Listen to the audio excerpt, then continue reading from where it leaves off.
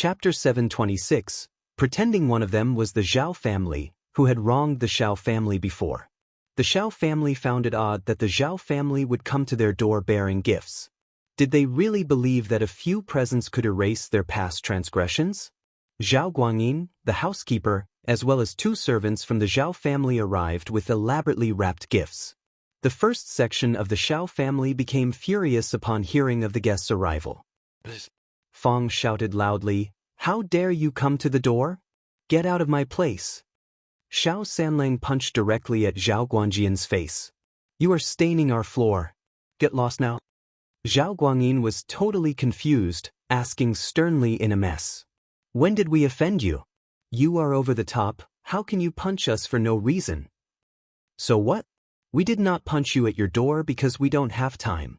If you dare come to us, we will punch you every time you do."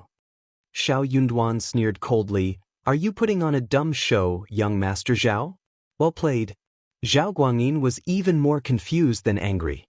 He knew that something must have happened. "L really don't have a clue, then you can ask when you are at home." Shao Yunduan interrupted him. "Leave now or we will continue to punch you." Faced with the intimidating demeanor of the Shao family, Zhao Guangyin left in a hurry without saying a word. On his way back, he couldn't help but ask his housekeeper, "Did second young Master Zhao do something to offend the Shao family again?" The housekeeper remained silent, trembling with fear from the encounter at the Shao family's doorstep.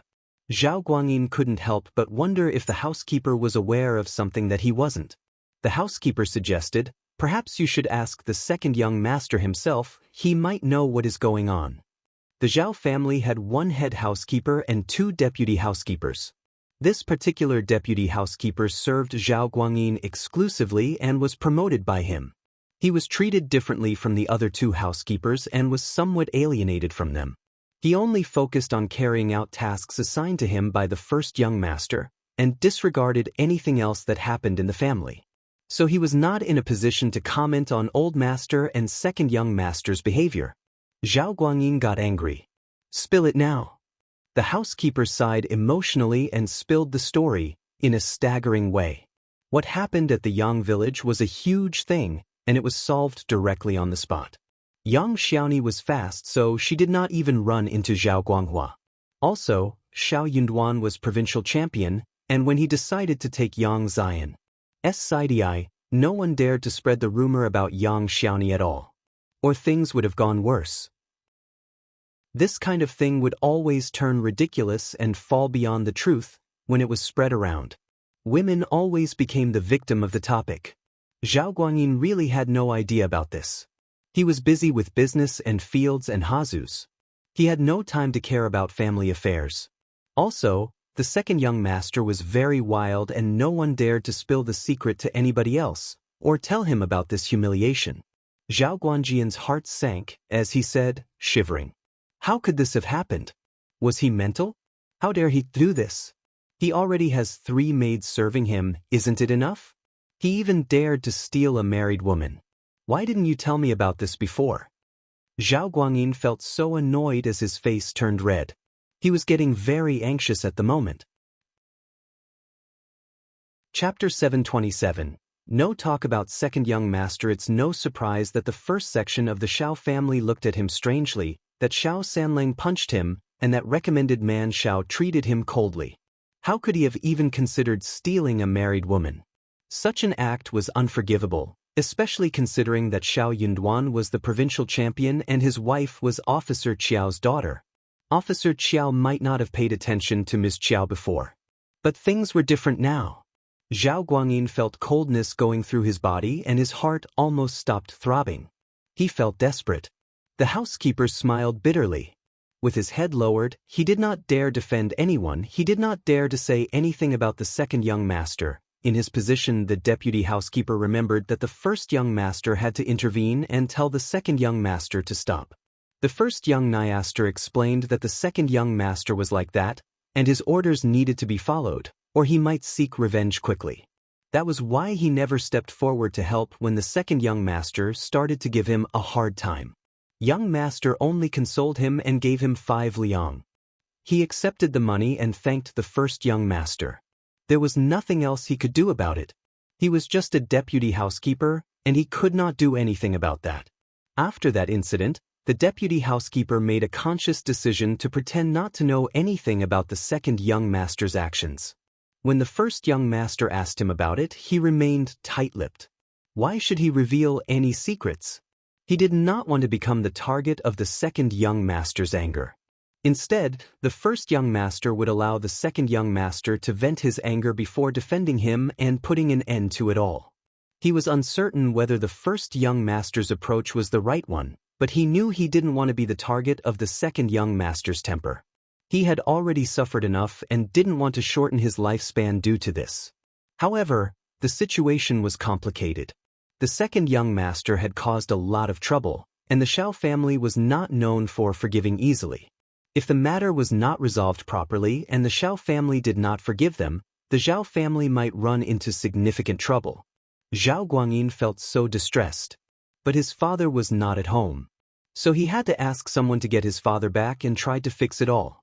At the Zhang village, Ms.Zhang had just been divorced and sent back to her mother's family when news broke that Shao Yunduan had become the provincial champion. Although Shao Yunduan was from the first section of the family, those from the other sections were also considered family, and they should have benefited from his success. They would never have to worry about food and clothing again. Ms. Zhang and her family were dumbfounded by the news, and Mrs. Zhang became furious, shouting and even striking her own legs. The Shao family is bullying us. They looked down on us and divorced our daughter. I won't stand for this. Chapter 728, Ms. Zhang's intention misses. Zhang lashed out at both the Shao family and Ms. Zhang. You're so useless. You've been married to them for so long, given birth to a son and a daughter, and they still drive you out of the family. What good are you anyway? Ms. Zhang couldn't hold back her tears, and they began to trickle down her face as she sobbed. She didn't even dare cry in front of her mother because she knew she would only be met with more cursing and beatings. Zhang Debao, meanwhile, had forgotten about the punches he had received from the Shao family and joined in. Yeah, the Shao family is terrible. They drove the second sister out of the family on purpose. Why must we be bullied? Second sister has given birth to the lineal children of the family, and they can't just ignore her completely. Mom, send the second sister back to the Shao family. The Shao family was now flourishing, and Mrs. Zhang knew that if she could somehow remain connected to them, her family would surely benefit from it. There was no point in staying at her own home since she wasn't earning any money. Ms. Zhang also shared the same intention of returning to the Shao family. She missed her children and her husband and had to admit that her life at her mother-in-law's home was much better than her life at her own home, despite her mother-in-law's constant scolding. Mrs. Zhang agreed with her son's suggestion and said, "That's right. Let's go back to the Shao family. If your wicked mother-in-law still refuses to accept you, then go and plead with Shao Erlang and your children. You gave birth to them, and they should listen to you. If you can't even control your own children, then what's the use of you being here at home all day?" Zhang couldn't bring herself to look up and speak. She was doing her best to stay close to their uncle, but her children hardly ever saw him, and they didn't believe her words. Meanwhile, her mother-in-law kept giving her chores to do, leaving her with barely any time to take care of her children. As they talked, Mr. Zhang chimed in, "Why rush into things? Let's wait a bit longer. We've spoken with the land officer and elderly men, and they've promised to help us out." According to the old saying, marriages should not be broken up without good reason. Our daughter hasn't done anything wrong, and the land officer should intervene on our behalf. Mrs. Zhang nodded in agreement. She felt reassured by her husband's words. The next day, Mr. Zhang went to the land officer and the elderly men and asked for their assistance. To their relief, things went more smoothly than expected. They all agreed to help, seeing it as a way to strengthen their own community ties. What was more, Shao Yunduan was the top-ranked candidate and likely to enter the government office soon. Having a relative like Ms. Zhang in their family would certainly be advantageous for the Zhangs. So, the land officer and other villagers from Zhang village accompanied Ms. Zhang to Shaoding village. However, they were unsure whether she should first return to the second section of the family or visit the first section to offer congratulations. They agreed to visit the provincial champion first. It was always better to approach with a smile than to be turned away. Relatives and friends were already visiting the Xiao family to offer their congratulations, so the Zhang family should do the same. The provincial champion would surely accept their well wishes, and if they were accepted, then Ms.Zhang would be accepted too. Chapter 729. Ms. Fang's Annoyance. If they could just express their regrets and offer apologies, perhaps the second section of the Shao family could accept Ms. Zhang completely. Although Mrs. Zhang initially did not want to apologize, Mr. Zhang insisted, and she had to oblige. After all, it was the Zhang family's fault for being caught red-handed by Liulang, so an apology was necessary. Despite her reluctance, Mrs. Zhang kept her objections to herself and agreed to apologize. When the Zhang family arrived at Shouting Village, they went straight to the first section of the Shao family. Many guests had already visited to offer their congratulations and kind words. Thus, when the group from Zhang Village arrived, the first section of the Shao family happened to be free to receive guests.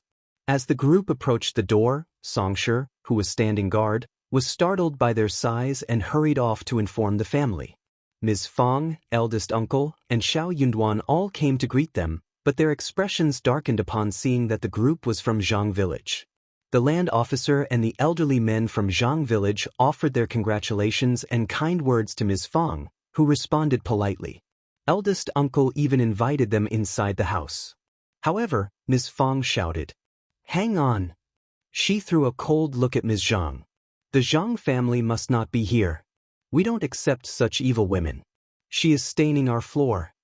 Ms. Fang had always disliked Ms. Zhang, and after what Ms. Zhang did to her son and got divorced, her resentment grew even stronger.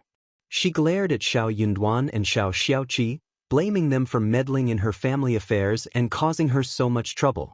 She even wished them a miserable life. Ms. Fang's grudge against Ms. Zhang remained deep. Ms. Zhang and the Zhang family may have regretted their actions, but it was too late to make amends in Ms. Fang's eyes. Mrs. Zhang was so annoyed. "We are relatives. We have no vicious relatives like you. Ms. Zhang is divorced and you have just accepted the letter. We have nothing to do with you." "What? Glaring back at me? What are you thinking? Throwing temper at my place?" Xiao Yunduan added. "Mom is right. The Zhang family are not ethical people and we have nothing to do with each other anymore. They are not accepted to our door. But the others are welcomed inside." But Mr. Zhang's expression turned to anger, although he tried to maintain a smile on his face. "Recommended man Shao, we are here to pass on our congratulations with sincerity. My daughter used to be your sister-in-law, and as a scholar, you should understand the importance of proper etiquette." "Of course he does."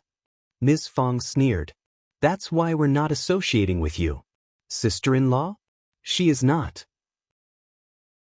"If everyone follows your example and comes to my door uninvited, am I supposed to welcome bandits and hooligans as well?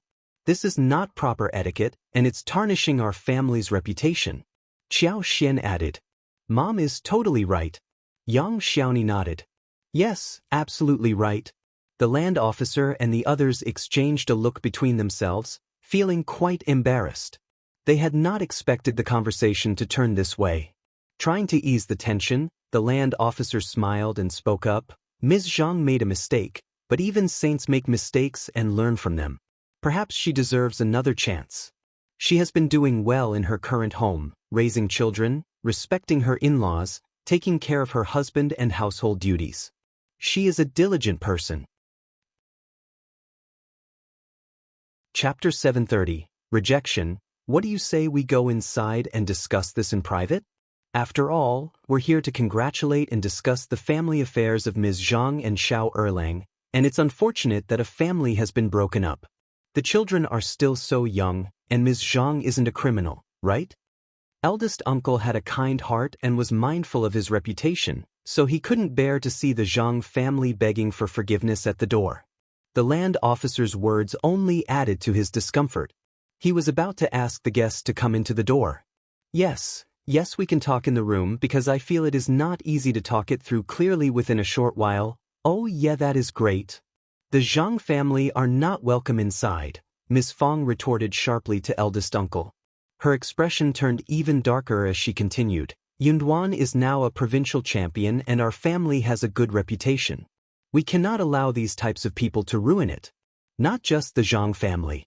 But anyone like them should never be allowed into our home. Shao Yunduan added, I'll agree with my mother. Land Officer Zhang and elderly men, that's what I meant. The others hesitated and turned to eldest uncle for his decision.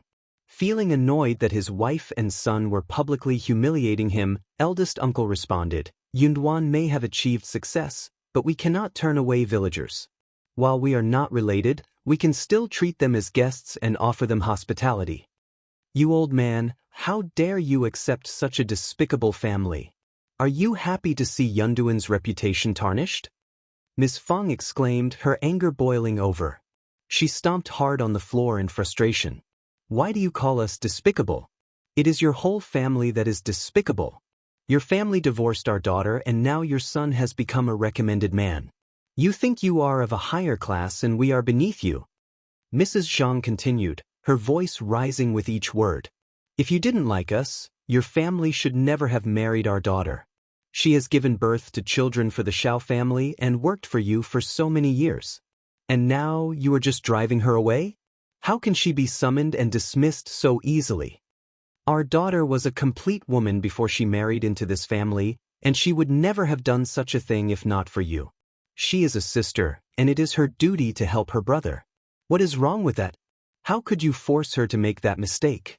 You made her do it. Mrs. Zhang's voice was raised, her anger palpable. Elle spared no efforts to raise a daughter and gave her to your family. She was just trying to help her brother. What is wrong with that? She continued. We are not finished with this. We will not be bullied. Everyone present. Young Xiaoni's eyes widened as she listened to the argument. She spoke up quietly, but that's not right. Second sister-in-law, or rather, Ms. Zhang, you were the daughter-in-law of the second branch of the family, not ours. Why are you complaining here? And I have never seen a mother treat her son like this. How can such a mistake be seen as something positive? Your family is really scary. Qiao Xian snorted. My husband being a provincial champion has nothing to do with you. The announcement was made by the county, not us. And Ms. Zhang's mistake and subsequent removal from the family has nothing to do with my husband's success either. Chapter 731. Not deserving. Elle cannot believe you had the audacity to call my mother horrible. You were the one who made the first mistake by coming to our home and insulting us. If you dare to set foot in our house again today, we will ensure that you face utter humiliation. Young Xiaoni said, very right. Everyone present. Ms. Fang snorted and glanced proudly at the two daughter-in-laws of hers. Things were different now. She was safeguarded by people as well. No one could bully her anymore. Mrs. Zhang was so annoyed. You? How? The others exchanged glances, their expressions filled with disdain as they directed their disapproval towards Mrs. Zhang. They regretted believing Ms. Zhang and now questioned her character, especially considering the behavior of her children. Agreeing to accompany them here to reconcile with the Shao family was a grave mistake, and they couldn't help but feel humiliated by the whole situation. Qiao Xian had recently dispatched someone to summon the second section of the family, telling them that the Zhang family had returned with demands for money. Their intention was to use the first section of the family's assistance as leverage against the second section of the family, coercing them into making a deal. Ms. Niu had always been irritated by Ms. Zhang's actions, but her irritation had now transformed into intense hatred. Ms. Zhang had not only stolen from them to provide for her own family but had also manipulated her own son. When news reached Ms. Niu that the Zhang family was attempting to gain control over the second section of the family through the first section, her anger reached its boiling point. Fueled by fury, Ms. Niu approached the Zhang family and directed her scathing words directly at them, not holding back her contempt for Ms. Zhang and her actions. Ms. Niu firmly informed the Zhang family to cease their harassment, emphasizing that they had no chance of marrying someone like Ms. Zhang, regardless of Shao Erlang's potential future remarriage. Unable to contain her frustration, Mrs. Zhang engaged in a heated argument with Ms. Niu, their confrontation on the verge of turning physical. The land officer, growing exasperated, developed a headache. He could no longer tolerate the situation and bid a forced, polite farewell to Yunduan, swiftly escorting the Zhang family away. Ms. Niu spat in their direction before storming off, seething with anger. Peace and quiet descended once again, prompting a collective sigh of relief from the first section of the Shao family. The Zhang family's incessant arguments and disruptive behavior earned them a reputation for being unreasonable, noisy, and bothersome. Eldest uncle strongly disapproved of their conduct and emotionally expressed, "Yunduan, you are the provincial champion. You should treat the villagers with kindness and not forget your roots or mistreat them." Upon hearing eldest uncle's words, Ms. Fang couldn't help but express, "Mistreating them." She found his remarks about her husband unjust. Are we expected to consider an immoral woman like Ms.Zhang as family? The Zhang family is far from virtuous, especially when their children are raised to behave this way. That old woman even cursed at me. Do you think I should just smile and tolerate such behavior? They are not worthy of being considered our fellow villagers. What are you even saying? Ms. Fang retorted vehemently. Dad! Xiao Yunduan interjected, feeling helpless. I am just a provincial champion, not even holding a significant position. It is premature to discuss forgetting one's roots at this stage. Many people harbor jealousy towards me and secretly plot against me. We should never associate ourselves with individuals like that. We should never have any connection with the Zhang family and the Zhao family. You never know what they are plotting. If you find it unbearable, then stay out of the limelight. Don't interfere in anything related to me, Dad. Ms. Fang reassured him, Duan, don't worry. I'm here. I will never let anyone like them tarnish your reputation. I won't forgive anyone who tries to harm you. Chapter 732. Officer Qiao. Yunduan felt a warmth in his heart and nodded. Mom, thank you. Ms. Fang smiled and replied, Don't mention it. It's nothing. Eldest uncle felt a sense of isolation, and his heart felt empty. He began to lose interest. He felt unjust. As a father, he didn't intend to harm his son. He only wanted Yunduan to improve so that the whole family could prosper. Yunduan was a recommended man, and he needed to be modest and cautious to avoid giving people a reason to gossip. Those words wouldn't be well received. The Zhang family's behavior was excessive, but the land officer was not entirely wrong. The children were still young, and Ms. Zhang's preference for her mother's family was her only mistake. If she were at the door, she must be feeling guilty about it. She could make a promise to never do it again, so why be so harsh? He genuinely wanted the whole family to live in harmony. Why was there nobody who understood him? Eldest uncle's heart felt heavy with sadness. However, little did he know that Xiao Yunduan had never aspired to be a passive and docile man. He would never back down in the face of injustice. The Zhang family harbored malicious intentions, and he earnestly wished for the second section of the family to sever ties with them soon. As the date for the banquet was finalized, the entire Shao family became immersed in preparations. They were making arrangements for hosting 50 tables at the banquet. They planned to invite the affluent businessmen who had come to extend their congratulations, the professors and students from the college, as well as relatives, friends, including Manager Qin and fellow villagers. Initially, they had prepared 50 tables, but realizing it might not be sufficient, they decided to add 10 more.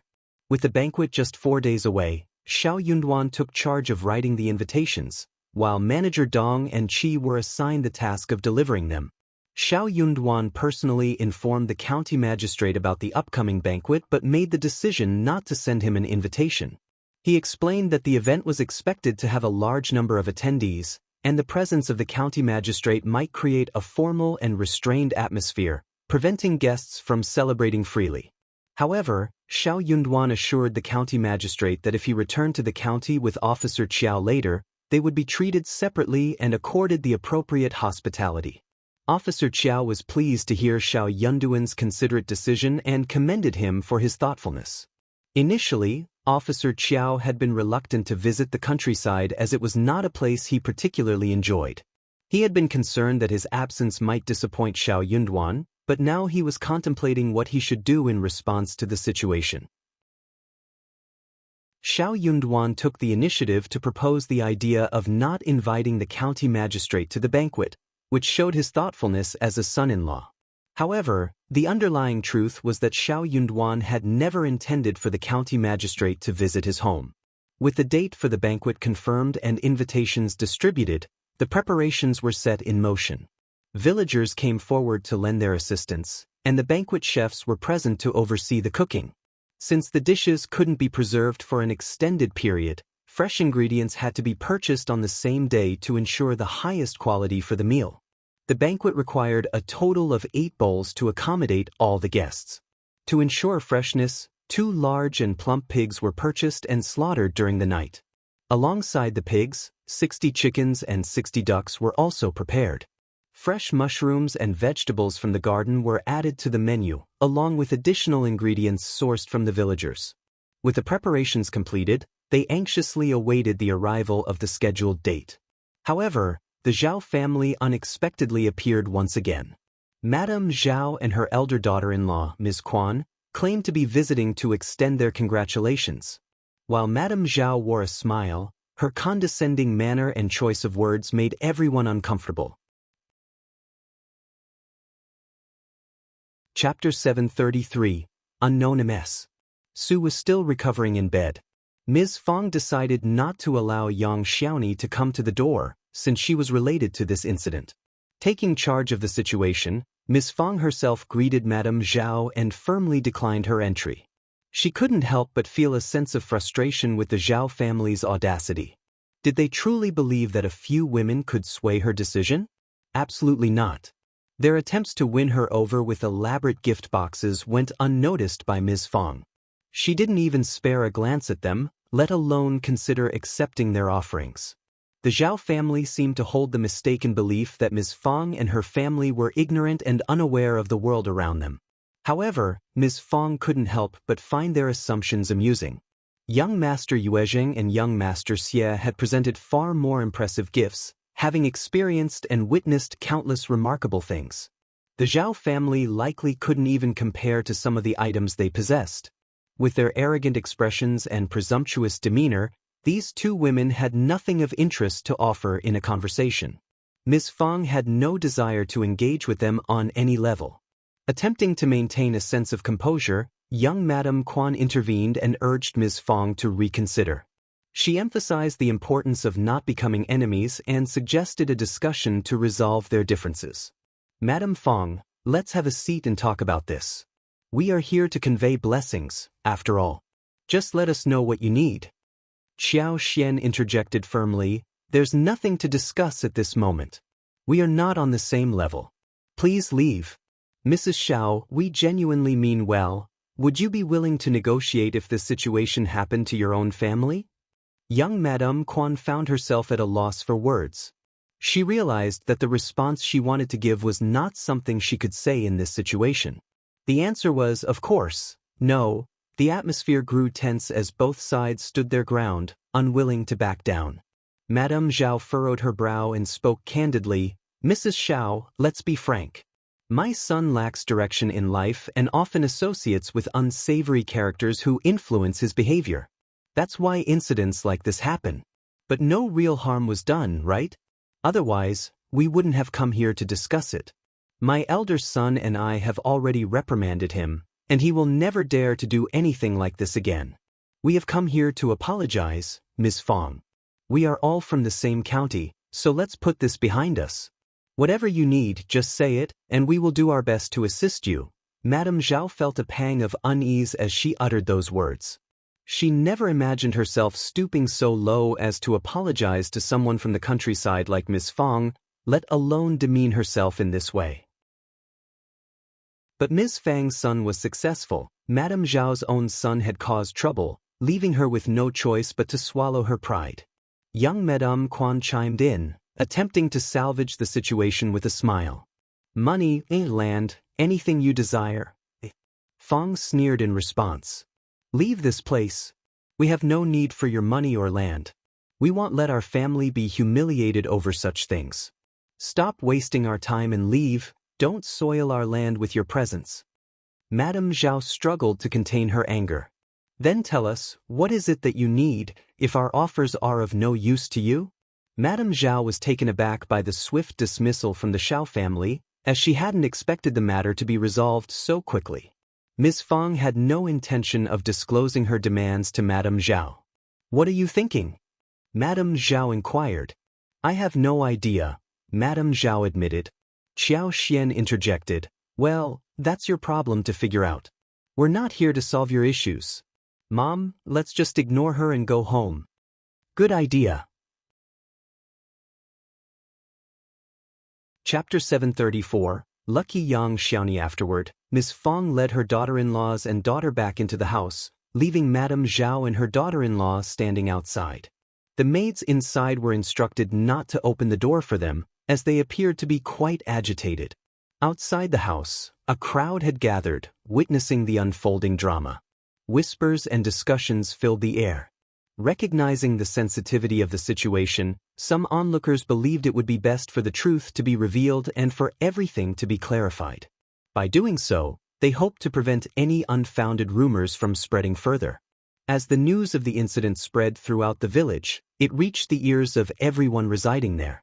This widespread awareness was also a stroke of luck for young Xiaoni. Coincidentally, during the same period, Shao Yunduan achieved the remarkable feat of becoming the provincial champion. This prestigious title commanded respect and had the power to ward off any ill intentions or troublemakers. Given the bad reputation of the first section of the Shao family for their quick temper, no one dared to provoke or offend them. Even after the incident was revealed and clarified, there were concerns that people might shift the blame onto young Xiaoni, suspecting that there must be something wrong with her. They might question why such an incident happened to her alone and make baseless assumptions about her character or circumstances. But things were different. When the villagers learned about the visitors, they all blamed the Zhao family. The audacity of the Zhao family. They have committed numerous wrongdoings simply because they have wealth. How dare they offend the family of the esteemed provincial champion? It's no wonder they are plagued by misfortune. If only they had raised their son properly. They have brought this upon themselves and deserve no good fortune in their lives. Absolutely. A family like theirs deserves to learn a lesson. We should be grateful that fate has revealed their true colors. It's utterly shameless of them to show up at our door after everything they've done. The two women from the Zhao family overheard the disparaging comments and felt a surge of fury and humiliation. Unable to bear the situation any longer, they hastily departed from the scene. Back at home, Zhao Guangyin anxiously awaited the return of his mother and wife. Seeing them arrive, he approached with concern and inquired about the situation. Madame Zhao, overcome by anger, snapped at him, "Don't make me endure such humiliation. I have lived for so long only to be subjected to this. Instead of supporting me, you are driving me to face further disgrace. How dare you let this happen to me?" Zhao Guanjian's heart sank as he realized the severity of the situation. He turned to his wife. Young Madame Quan smiled bitterly. "We were even denied entry at the door. The Shao family refused to entertain any discussion or accept our gestures of apology." Madame Zhao sneered. "Let's not dwell on it for now. They're just putting on a show. Shao Yunduan is merely a recommended man, not an official.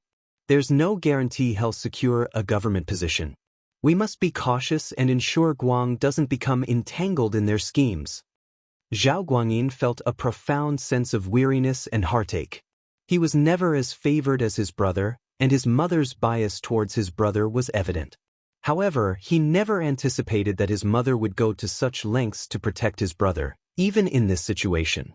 Instead of encouraging self-reflection, she instructed him to remain indoors to avoid falling victim to any schemes orchestrated by the Shao family. But did the Shao family really need to set him up? After all, Shao Yunduan's father-in-law was none other than County Magistrate Qiao. "Mom, have you forgotten about County Magistrate Qiao?" Stop bringing up County Magistrate Qiao to me." Madame Zhao felt a surge of annoyance upon hearing his name. That corrupt official has extorted so much money from us. If he dares to make any moves, well, bring him down with us. Mom, he can easily deny any involvement with the money. Let's not invite more trouble. Madame Zhao was taken aback by her son's words and snapped, "Just leave. Stop standing there obstructing my view." Zhao Guangyin sighed and bid his mother farewell, retreating from her presence. Chapter 735. Worst case. Zhao Guangyin dismissed his servants and returned to his private quarters, where only his wife remained. Gather our most valuable belongings and secretly transfer them to your family's home. Keep them hidden and make sure no one knows about it, he instructed. He also contemplated withdrawing money from their shared savings for personal storage. Young Madame Quan was taken aback. Is it really that serious? I'm not sure, Zhao Guangyin replied with a sigh. If the Shao family were simply causing trouble, it would be easier to handle. We could offer them money and use sweet words to make them go away. But right now, they are treating us poorly and refusing to negotiate, so, young Madame Quan felt a sense of unease. She suggested, what if we ask your mother and sister to visit the Qiao family? Your sister and elder Miss Zhao are good friends, and your mother has a good relationship with Madame Qiao. If they intervene and offer to reconcile, perhaps the Shao family would back down? Zhao Guangyin found himself feeling a glimmer of hope. While uncertain of the outcome, it was worth a try. So he agreed. But Madame Zhao was unable to have the invitation delivered to the Qiao family at all. They couldn't even meet with Madame Qiao and Qiuyue. Zhao Guangyin had to prepare for the worst-case scenario. Soon, a grand banquet was held at the main residence of the Shao family, spanning 2 days. People from Zhang village attended the feast, but the Zhang family was conspicuously absent. They knew it was best to stay away and not be present in such circumstances. Yang Liulang and his wife didn't even dare to show up. However, some people from Yang village attended the banquet. The couple had become the laughingstock of the village, and they had no face to meet anyone. After the banquet, the Shao family returned to a state of calm. Shao Yunduan began preparing for the upcoming spring examination next year. Meanwhile, Ms. Fang, Yang Xiaoni, Qiao Xian, and Tao Tao had some time to go through the presents they received. Qiao Xian prepared 2 booklets to list down all the items and accessories, making it easier for them to organize and find what they needed in is. Fang thought it was an excellent idea. Since Qiao Xian was the only literate woman in the household, Ms. Fang appointed her as the person in charge of organizing the gifts. They had received a total of 2,300 liang in monetary gifts, along with various other presents such as clothing, jewelry, tea leaves, tea sets, spices, calligraphy and paintings, inkstones, paperweights, stationery, toys, jade vases, fans, screens, and more. Ms. Fang was overjoyed, but she wanted Qiao Xian to select some items to share among the family so that everyone could feel uplifted. The remaining items would be stored in the storage room. Qiao Xian distributed 6 pieces of clothing to the girls, along with 3 or 4 pieces of jewelry and several decorative items for each of their rooms. Shao Sanlang, Shao Xiaoqi, and Shao Junyan received writing tools as their gifts. What do you think, Mom? We can definitely store these items and save them for special occasions. Whenever you want to give away presents, you can simply select some from the storage room and record it in the booklet. Ever since the completion of the new house, everyone had received a set of brand new furniture, including tea tools. They had everything they needed and lacked nothing. Ms. Fang expressed her joy and praised Qiao Xian for doing an excellent job in sorting things out. Chapter 736. Shao Liulang's absence. Speaking of the writing tools, Shao Yunduan shared his plans with the villagers about establishing a school. With the expanding properties at home, it would be more convenient if everyone could read and write. This way, Shao Sanlang and the others could learn essential writing and reading skills. As for Shao Junyan, it was high time for him to start his journey of learning. If he could excel and become a cultivated talent, that would be truly remarkable. However, being able to read and write did depend mostly on innate gift. It was a reality that only a few people were accepted into schools and succeeded in passing examinations. Hard work alone did not always guarantee success in obtaining a government position. Even without gift, one could aspire to reach the rank of cultivated talent at best. However, having a certain title could provide better opportunities to manage and inherit properties.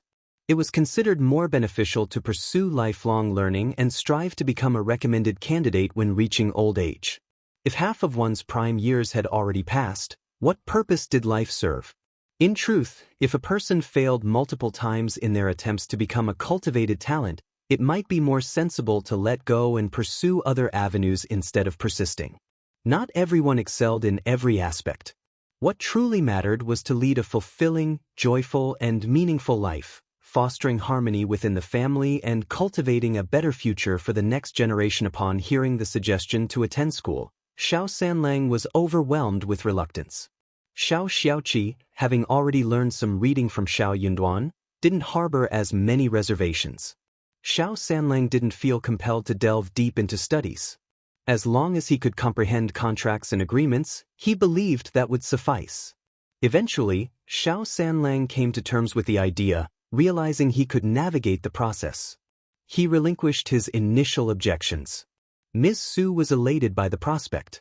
She envisioned a bright future for Xiao Junyan, confident that with proper guidance and education, he could distinguish himself among his peers. Witnessing the success and radiance of her brother-in-law's family, Ms. Su couldn't help but feel a sense of awe. The entire household was filled with the remarkable aura. If Xiao Junyan could achieve greatness and become a talented individual, it would bring further glory to her as his mother. Though she already enjoyed a certain level of prestige, with her own relatives flattering her, the success of her own son would elevate her honor and prestige even more. Ms. Su held high hopes for Xiao Junyan and the young son she cradled in her arms. She yearned for at least one of them to attain success in the future. As presents were distributed, including to the other branches of the family, Ms. Fang gifted them garments, 2 rolls of tea, and some food. And in secret, Ms. Yen was given a pair of gold bracelets as a token of affection. Ms. Fang kindly instructed Xiao Xian to select whatever items she desired and take as many as she pleased. These items were intended for Xiao Yunduan. Despite being part of the shared savings, Ms. Fang displayed great generosity in offering them. However, Xiao Xian wasn't particularly drawn to these possessions, as she didn't feel a lack of anything in her life. Being treated like a daughter by First Madam, she had received numerous presents from her that were valuable and extravagant, encompassing a wide range of categories, including everyday household necessities. Xiao Xian had been graciously bestowed with an assortment of needlework supplies, including a complete set of bronze needles and threads made from silk, gold, silver, and other materials in a myriad of colors. However, Xiao Xian only chose a handful of garments suitable for her to wear in the village, along with a few ornaments. She also selected some writing tools such as ink and paper for Xiao Yunduan. Content with her choices, she expressed gratitude and mentioned that she could acquire more when the need arose. Upon witnessing Xiao Xian's modest selection, Ms. Fang presented Xiao Xian with an additional bonus of 500 liang as a gesture of appreciation. Xiao Xian graciously accepted the bonus. While the first section of the family was immersed in the lively celebrations, Xiao Liulang had been conspicuously absent throughout the entire event. Rumors circulated that he had a close friend at the college who encountered some trouble, and he had gone to offer assistance. The first section of the family neither confirmed nor rejected this excuse. In fact, they seemed indifferent to Xiao Liulang's absence, showing little concern or interest in the matter. Chapter 737. Not bowing to Xiao Yunduan. Eldest uncle, concerned about Xiao Liulang's absence, paid a visit to the third section of the family to inquire about his whereabouts. He approached third uncle and Ms. Ma, expressing his desire for Xiao Liulang to return so that Yunduan could offer him assistance. Eldest uncle believed that Yunduan's connections and guidance could potentially help Xiao Liulang find success. He held a genuine hope that the two boys could achieve greatness together. Third uncle and Ms. Ma, upon hearing eldest uncle's words, felt a surge of motivation. The stark reality they faced left no room for self-deception. They understood the importance of taking action and confronting the challenges ahead.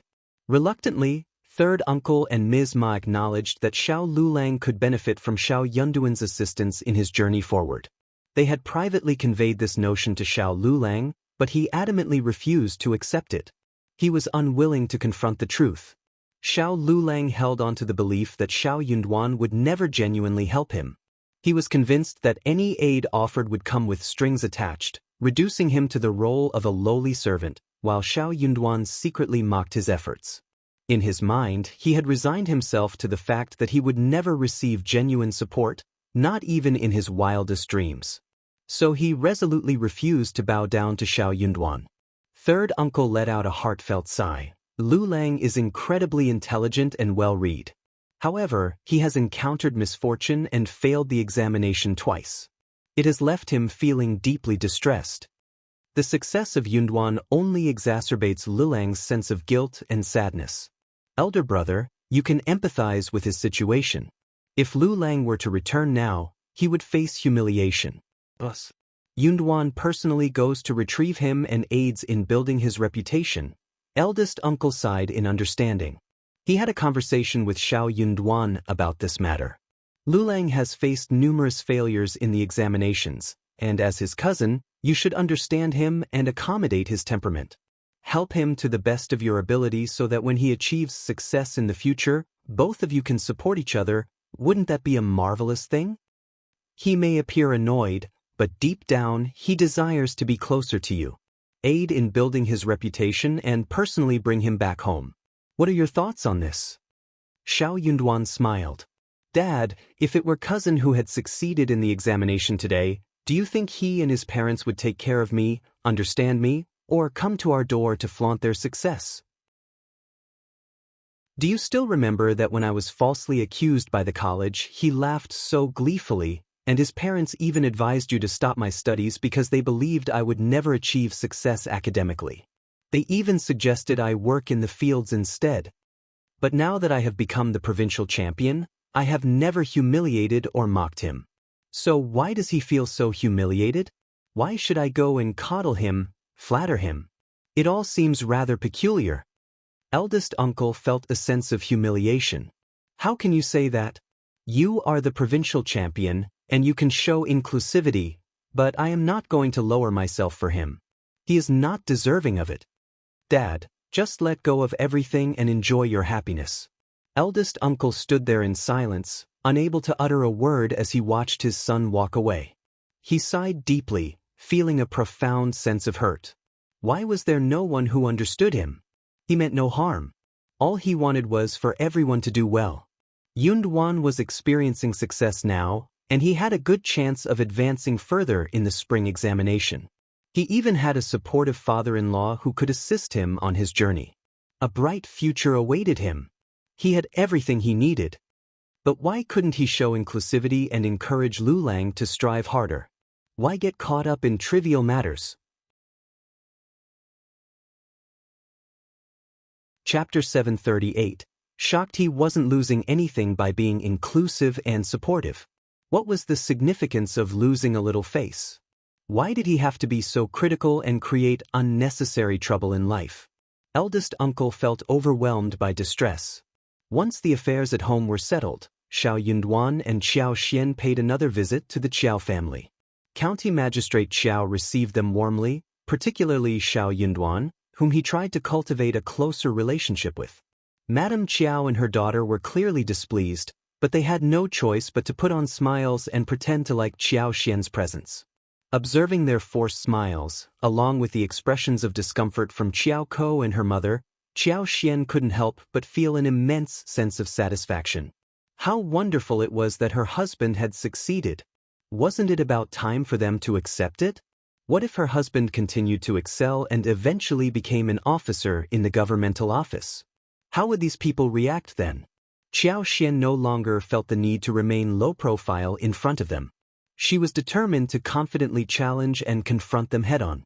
Although it was not yet the right time to reveal everything, Qiao decided to make a bold move and leave a lasting impression on Madame Qiao and her daughter. Qiao dressed elegantly on that day, wearing a rose-red embroidered chrysanthemum damask double-breasted skirt and an apricot yellow pleated skirt with silver thread embroidery. She adorned her hair with golden and emerald jade hairpins inlaid with pink tourmalines, which complemented her stunning beauty. With a light application of makeup powder and a gentle sweep of her crescent eyebrows, she radiated a natural and effortless charm. Her attire was not ostentatious, but rather tasteful and refined. Yet, as Madame Qiao and the others laid eyes on Qiao Xian, a sense of shock and discomfort filled their hearts. They had never seen her radiate such brightness before, and it made them uneasy. Qiao Xian's presence commanded attention, particularly her captivating eyes that shimmered with a mysterious allure. She seemed ethereal and otherworldly, drawing the gaze of many. Madame Qiao and the others were taken aback, utterly astonished. This was not the timid and reserved girl they were accustomed to. Qiao Xian had transformed into someone they could no longer ignore or underestimate. Officer Qiao was both surprised and pleased by his daughter's transformation. He had worried that Qiao Xian's presence might make Shao Yunduan feel disdainful. However, it appeared that his concerns were unfounded. In truth, Shao Yunduan had never harbored any disdain towards Qiao Xian. When he saw how beautifully she was dressed, it took his breath away, and his heart raced with excitement.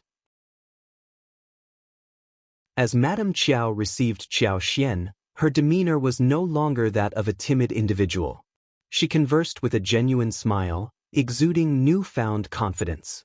Qiao Xian remained confident and composed, her demeanor carrying a sense of quiet strength. As she lifted her wrist, the sight of a pair of exquisite white jade bracelets caught everyone's attention. The bracelets were new, radiant, and undoubtedly expensive. Qiuyue, who had never seen such beautiful jade bracelets before, couldn't help but sneer involuntarily. "Sister, now that you're flourishing and transformed, it seems you found support from a prominent figure," Qiuyue remarked sarcastically. Qiao Xian maintained her smile. "I am not seeking. It is just that my husband is successful and I am attached." The remark only served to further irritate the women. They believed that a woman's aspiration should be to marry a successful man and enjoy a better and more affluent life together. Madame Qiao composed herself and responded with a forced smile. "One understand your perspective, but it is important for married women to show proper respect and deference to their husbands. Your casual remarks may not convey the appropriate level of respect for your husband." Qiao Xian smiled back. "My husband doesn't mind. He likes me being like this." Chapter 739. Not way to do Madame Qiao. "So I got tricked. Villain." Seeing that her own daughter was on the verge of exploding again, Madame Qiao found an excuse to separate Qiuyue and concubine Du from the situation. Qiuyue resisted leaving, but Auntie Ling intervened and guided her away. Now, only Madame Qiao, along with two trusted maids, Yuzan and Rui, remained in the room with Qiao Xian and Li Qiu. Madame Qiao's demeanor suddenly turned menacing, attempting to intimidate Qiao Xian. The original host, who had grown accustomed to being bullied, would have been frightened in this situation. But Qiao Xian stood her ground, unafraid of Madame Qiao's bluff. She was totally out of control now. "No one else is here, so I won't waste time on useless chatter. Shao Yunduan was just get lucky to become provincial champion. My husband's success is not mere luck. He is talented, and earning the title of provincial champion is a testament to his abilities." Qiao Xian's pride in her husband was evident, and she was determined to set the record straight. She refused to let Madame Qiao humiliate her husband any further. Interrupted by Qiao Xian's assertiveness, Madame Qiao's previously raised imposing attitude faltered. Madame Qiao gave Qiao Xian a displeased look but chose not to engage in a direct argument. Instead, she dismissively responded, "Provincial champion is just a title, far from being a real officer. Many recommended men have failed to progress beyond this point.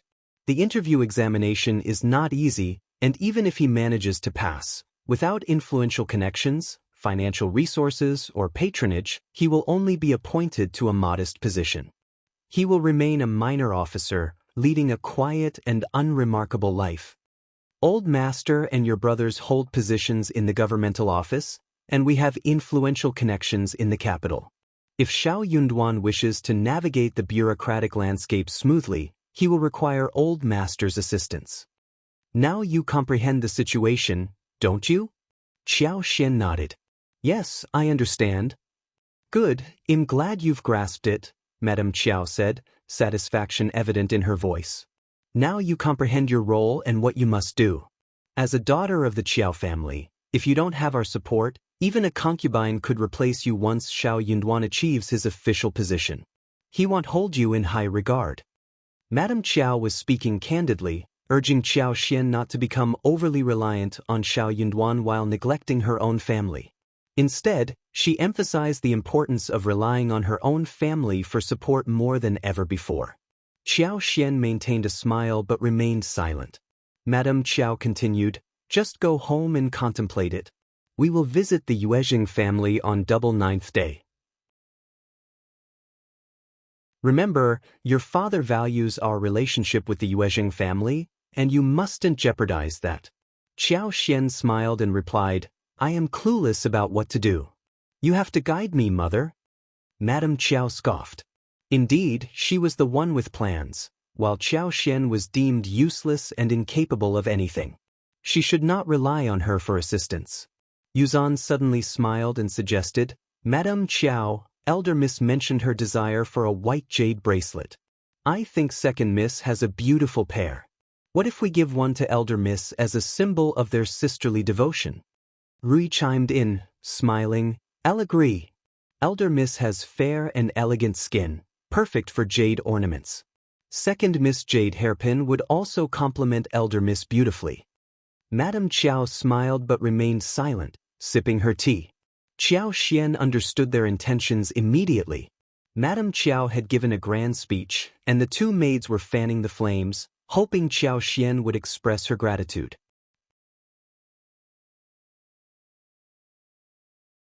Chapter 740, Madame Qiao's stiffened smile. If Qiao Xian were to heed the words of the two maids and hand over the hairpin and bracelet to Qiuyue, it would imply her willingness to abide by Madame Qiao's advice, regardless of her personal agreement with it.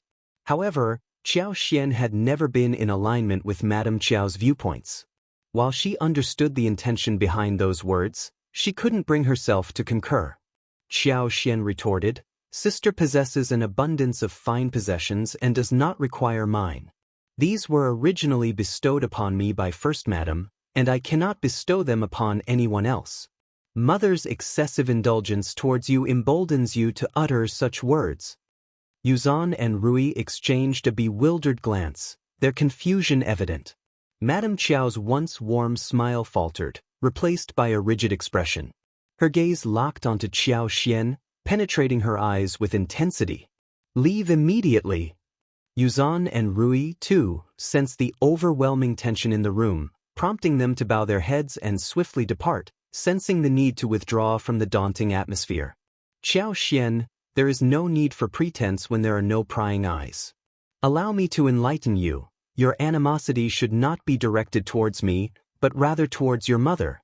She repulsed me by engaging in an affair with the old master while I was carrying a child, and you deserve the treatment I bestow upon you. What I've just revealed holds true. Men are never dependable. The more elevated their status, the less trustworthy they become. Do you believe your life will improve once Shao Yunduan achieves greater success in the future? You are utterly mistaken. If he remains stagnant at his current position, you can lead a peaceful existence. However, should he rise even higher, what will you have to offer him to maintain his respect? Without our assistance, you possess nothing that commands his admiration. Do you truly believe it is wiser to become an adversary rather than an ally of the Qiao family? Don't be foolish. Madame Qiao possessed the ability to adapt her thinking to the circumstances at hand. She acknowledged that Shao Yunduan had the potential to achieve success, a development she could neither hinder nor control. However, she could engage in a conversation with Qiao Xian, hoping to earn her respect and garner her support instead. In the future, when an opportunity arose, she could eliminate her. Nevertheless, by earning Qiao Xian's respect, she might secure a stronger position within the Qiao family. There was nothing for her to lose. I'll respectfully disagree with you. Why should the children bear the blame? None of us chose to be born into this situation. How can you justify that what one received from you is what I deserve? Qiao Xian was unaware of the conflict between her mother and the concubines. She had not witnessed the events and therefore could not offer any insight. Qiao Xian had no recollection of her deceased mother and was at a loss for words regarding her. Moreover, the original host was not an enemy of Madame Qiao. If Madame Qiao disliked her, she could simply remove her from sight. There was no need for her to resort to more drastic measures such as causing her harm or even death. Qiao Xian found herself compelled to defend her own innocence. I am uncertain whether I can retain his affections. Equally unknown is whether your assistance would be of any use to me. Let us observe what unfolds. You, Madame Qiao sneered. You do have your own plans. Don't wager everything. I'll believe I want. Qiao Xian smiled. If my husband's achievements do not surpass this level, you will naturally disregard me. However, if my husband attains significant success, you will undoubtedly seek me out, won't you? Although she had no need for their involvement whatsoever, Madame Qiao was consumed with anger, nearly on the verge of fainting. She glared fiercely at Qiao Xian and nodded, her voice laden with resentment.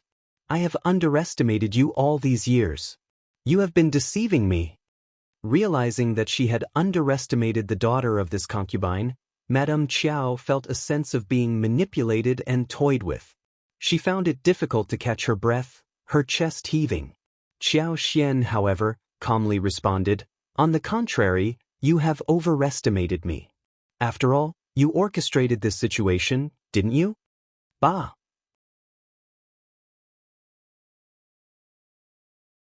Chapter 741.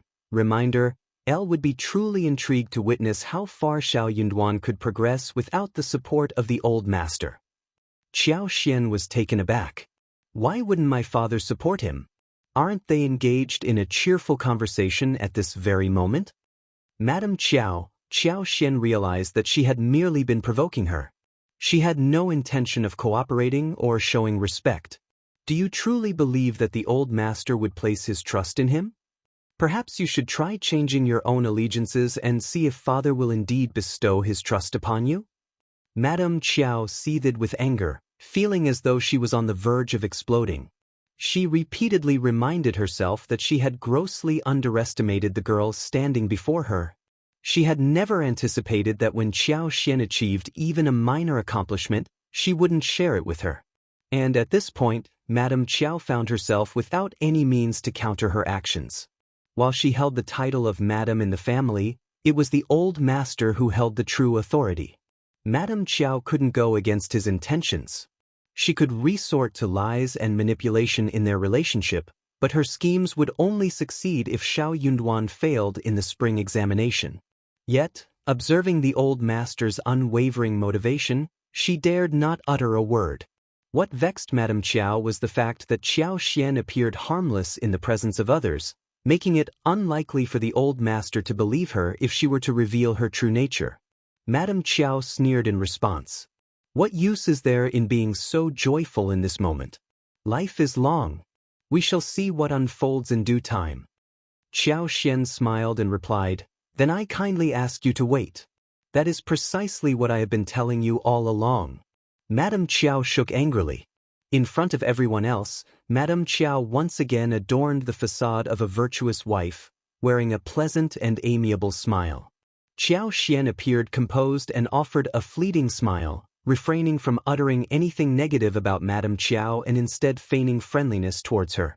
However, their true thoughts and intentions remained concealed within their hearts, unknown to those around them. Qiao Xian, in her heart, harbored complete sincerity. She owed no one and had no need to rely on anyone for assistance. Following the conclusion of the banquet, Shao Yunduan and Qiao Xian bid their farewells, waving to them before departing. On their way home, Shao Yunduan revealed to Qiao Xian that County Magistrate Qiao had gathered substantial evidence of the Zhao family's misdeeds and had successfully linked the victims together. It wouldn't be long before they took action against the Zhao family. Their intention was to completely dismantle the Zhao family, leaving no trace behind. Given the Zhao family's extensive wealth and properties, Officer Qiao even instructed Yunduan to acquire any necessary assets from them when the time came. Yunduan and Xian saw no cruelty in their plan to dismantle the Zhao family. They believed that the Zhao family deserved every consequence that awaited them. Due to their stroke of good fortune and the support of young Master Yuezhing, as well as Yunduan's title as provincial champion, the Zhao family had reluctantly let them go unscathed. A few days later, Yuezhing Shao sent Chu Shan and others to their home to retrieve watermelons, lipsticks, mushrooms, and the limited edition lipsticks from the third season. Li Xia, who had been away, returned home as well. They had a limited quantity of snow fungus at the moment, but they anticipated a bountiful harvest in 2 months' time, so there was no need for immediate delivery. They had amassed an abundance of mushrooms, totaling more than 150 kilograms, and 1,300 lipsticks. Following this delivery, Qiao found herself with more than 186,000 liang in her possession, bringing her closer to the impressive milestone of reaching 200,000 liang. In Yuezhing Shao's letter, it was mentioned that 2 out of the 7 dessert stores had been opened. The jelly desserts, featuring a delightful combination of fruits, nuts, crumbs, milk, or brown sugar water, were incredibly popular among customers. The refreshing texture of the jelly delighted everyone. In addition to the jelly, other desserts like mango paste, mung bean paste, red bean paste, almond walnut paste, and bean brain also experienced great success. They sold out daily, with a constant stream of guests visiting the stores.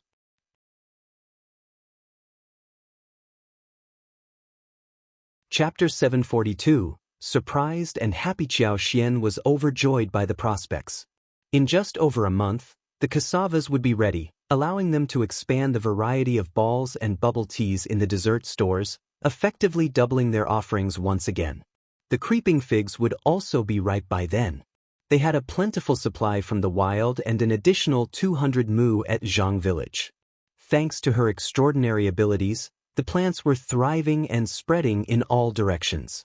After the harvest, they would have more than enough to sustain all 7 dessert stores for an entire year. However, Qiao acknowledged that the popularity of jelly would primarily be during the hot summer months. Qiao requested Yunduan to write a letter back to Yuezhing Shao, informing him about the success of the dessert stores. Additionally, she asked for Yuezhing Shao's assistance in obtaining seedlings for plants such as dragon fruit, papaya, banana, pineapple, sugarcane, and tangerine oranges. Her plan was to cultivate them on the outskirts of the province. Under their attentive care, the locally grown fruits flourished. Qiao was pleasantly surprised and elated by the progress. Upon their return from the province, Qiao and Yunduan discovered that the dragon fruits, papayas, bananas, pineapples, sugarcanes, oranges, and tangerines were already bearing fruits. Their growth was impressive, and they appeared nearly perfect in size and appearance. Qiao used her superpower to enhance their growth, ensuring that the fruits maintained their size and ripened beautifully. These fruits would undoubtedly be utilized in the dessert stores, as both their juice and flesh would prove to be practical and delicious additions to the menu. Once the planting in the province was completed, Qiao made the decision to sell the fresh fruits beyond just the dessert stores. However, she opted not to seek a business partner for this venture. While she could have chosen to wholesale the fruits to the Yuezhing family, she felt the need to establish her own independent holdings and not rely solely on their connections. As autumn arrived, the fruits began to grow rapidly. With everything settled and having spent a considerable amount of time in the province, they decided to embark on a mountain visit. Qi and Tao were particularly excited about the prospect, and even Shao Sanlang and Yang Xiaoni, who had longed for the taste of fresh wild animals, eagerly anticipated the trip. Early in the morning, Qiao Yunduan, and many others embarked on their trip into the mountains. The refreshing sight of the flourishing plants after a long time brought them joy. Along the way, they spotted fresh and delectable mushrooms, picking the juiciest ones to take along. While some wild-growing grapes, dates, and pears were too ripe to harvest, other wild fruits had reached the perfect level of ripeness for consumption. Their main focus during the trip was hunting. Qi, as he continued to grow, benefited from the family's improved lifestyle and had a hearty appetite. He had become taller and stronger compared to the previous year, displaying the silhouette of an adult and demonstrating great strength in pulling the bowstring. 2 years later, Qi would have grown to the point where he could no longer be considered a young boy. The autumn days offered an abundance of succulent prey for hunting. Qi's interests had shifted, and he no longer found satisfaction in catching roosters and rabbits, despite Xiao Sanlang's persistent requests. Understanding Qiao Xian's fondness for roosters and pigeons, Qi made sure to catch some for her as well, knowing it would bring her joy.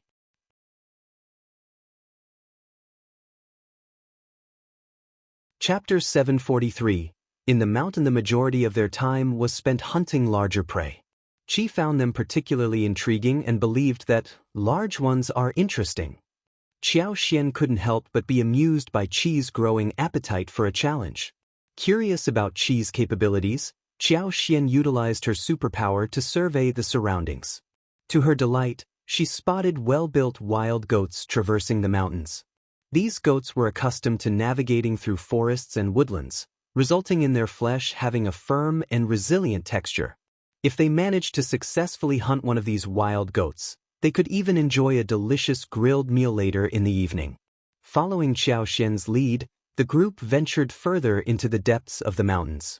Amidst the lush shrubs and towering grass, Qi's sharp eyesight caught sight of something before anyone else did. She whispered, urging everyone to remain quiet. "There's a flock of wild goats on the south side of the valley. We need to be silent. They are incredibly cautious and will bolt at the slightest sign of danger." Aware of the agility and swiftness of wild goats, the group understood that if the goats were startled, they would swiftly flee, making it nearly impossible to catch up with them. So we'll stay put and wait for Qi to make his move. Is that the plan?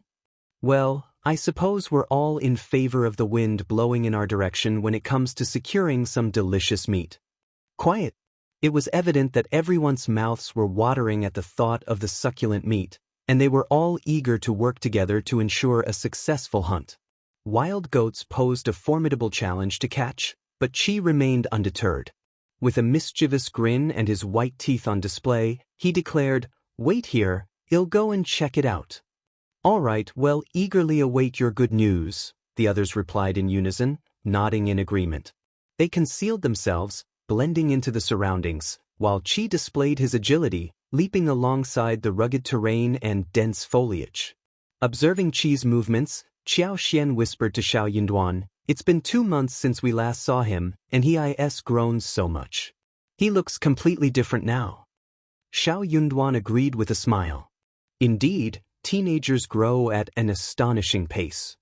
Qi showcased his speed and agility as he closed in on the flock. With his bow drawn and a long arrow in place, he took aim. The flock, sensing an imminent threat, became alert. The leading goat raised its head and let out a shrill cry, causing the entire group to panic and scramble uphill. However, in that critical moment, Qi released the arrow. It soared through the air like a bolt of lightning, swiftly closing the distance between itself and its target. Soon, a wild goat fell to the ground, struck by Qi's arrow. The group erupted in cheers and applause. In swift succession, another arrow was released, bringing down yet another goat.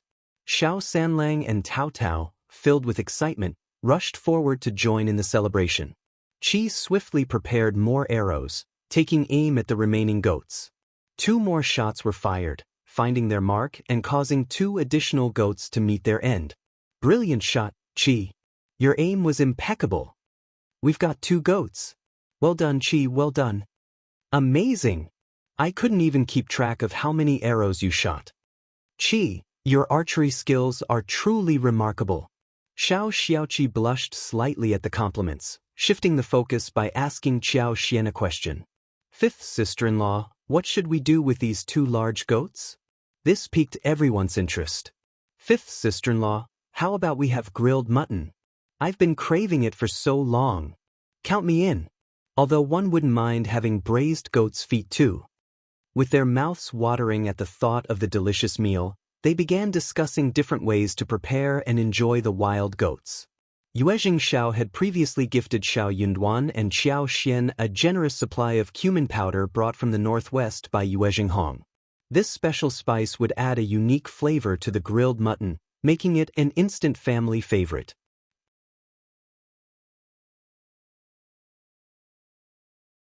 Chapter 744. No trouble. Qiao Xian nodded eagerly, fully in agreement. She too was salivating at the thought of the grilled mutton and had no objections to their plan. With their decision made, they wasted no time and quickly packed up the goats before heading back home.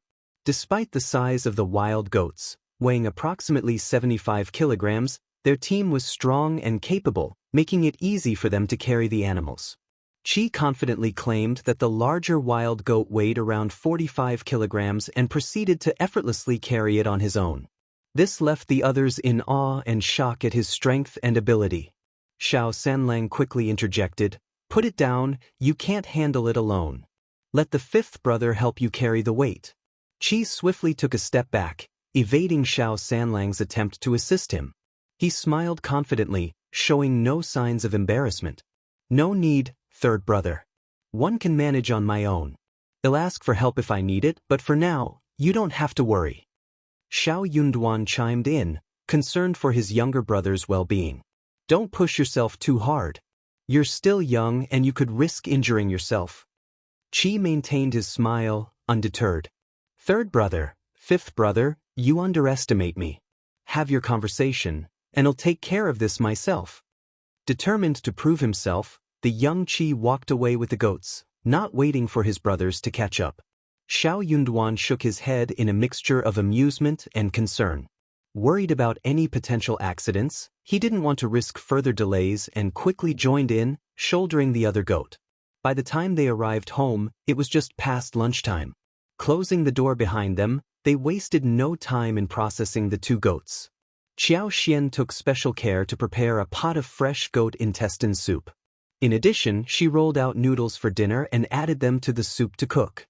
Fresh mountain mushrooms were included, and a layer of chili oil, chopped green onions, and coriander adorned the dish. The result was a warm and flavorful soup that delighted the senses.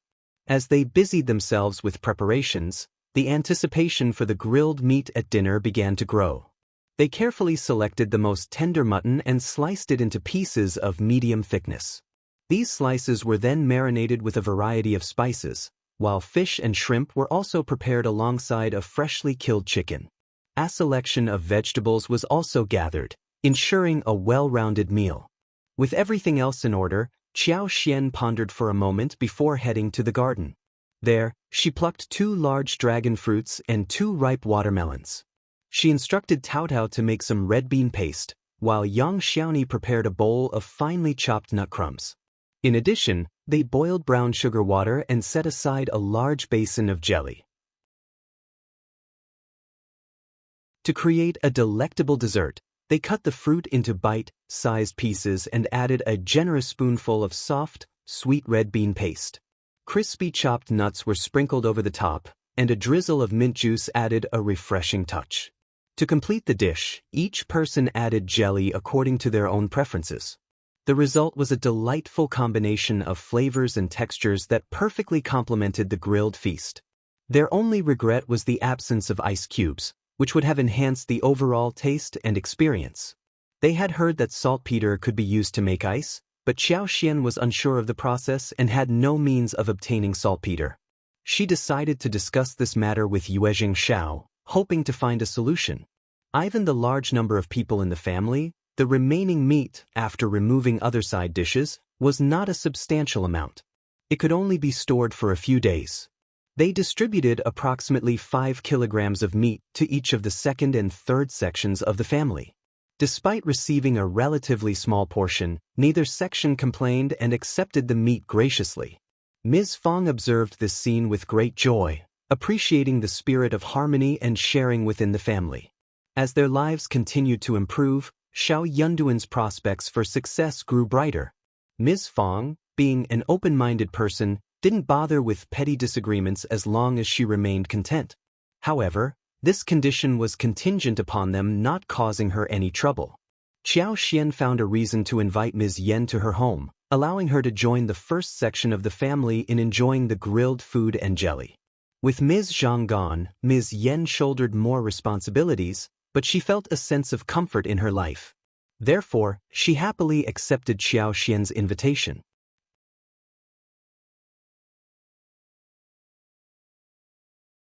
Chapter 745. Xiao Liulang's Misery Translator. Henyi Translation's Qiao Xian's decision to invite Ms. Yen was influenced by her desire to exclude Shao Miling from the gathering. She held unfavorable opinions about both Shao Xiaoji and Shao Miling, and she wanted to avoid any potential conflicts or discomfort among the family members. By extending the invitation to Ms. Yen, Qiao Xian ensured that Shao Miling would not be inclined to join the gathering. If Shao Miling were present, it would likely lead to the inclusion of Shao Xiaoji as well. However, by having a specific matter to discuss with Ms. Yen, which conveniently required her to spend more time with the first section of the family, everything would appear natural and without any forced interactions. The presence of Ms. Yen as a daughter-in-law in the second section of the family was highly valued by the members of the first section. Her influence had a positive impact on Ms. Niu and second uncle, who were noticeably less rude in their behavior. This change in attitude was largely due to the success of the Yen family's tofu workshop, where both of Ms. Yan's sons were making money. This financial success improved the perception of Ms. Yen and her family, and as a result, second uncle and Ms. Niu were more inclined to treat them with respect. While the first section of the family could offer them employment opportunities as well, the impact of the offer coming directly from the Yen family was significantly different. If the Yen family offered job opportunities, the second section of the family would be filled with gratitude and would never dare to be critical or lazy. They understood the value of the Yen family's support and recognized that it was a privilege to receive employment from them. On the other hand, if the job offer came from the first section of the family, the second section would be more inclined to complain about low pay and harbor jealousy, potentially causing significant trouble within the family dynamics. With her unwavering clarity and the backing of her powerful family, Ms. Yen commanded strong authority within the second section of the family. As a result, the members of the first section were more than willing to spend time and socialize with her. They would always make sure to include Ms. Yen in their own activities, valuing her presence and considering her an important member of their gatherings. During the gift-giving occasion, Ms. Fang even presented an additional pair of gold bracelets to Ms. Yen, highlighting her significance within the family.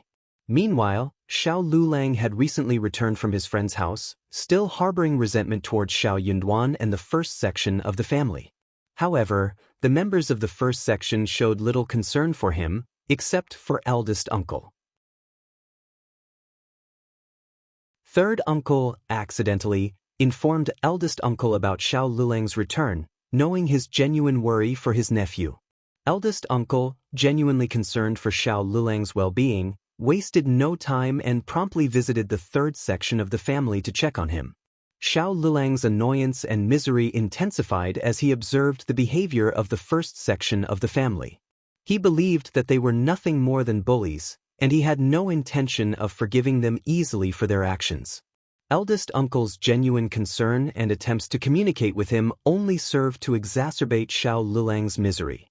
He firmly held on to his belief that he had every reason to harbor hatred towards the first section of the family.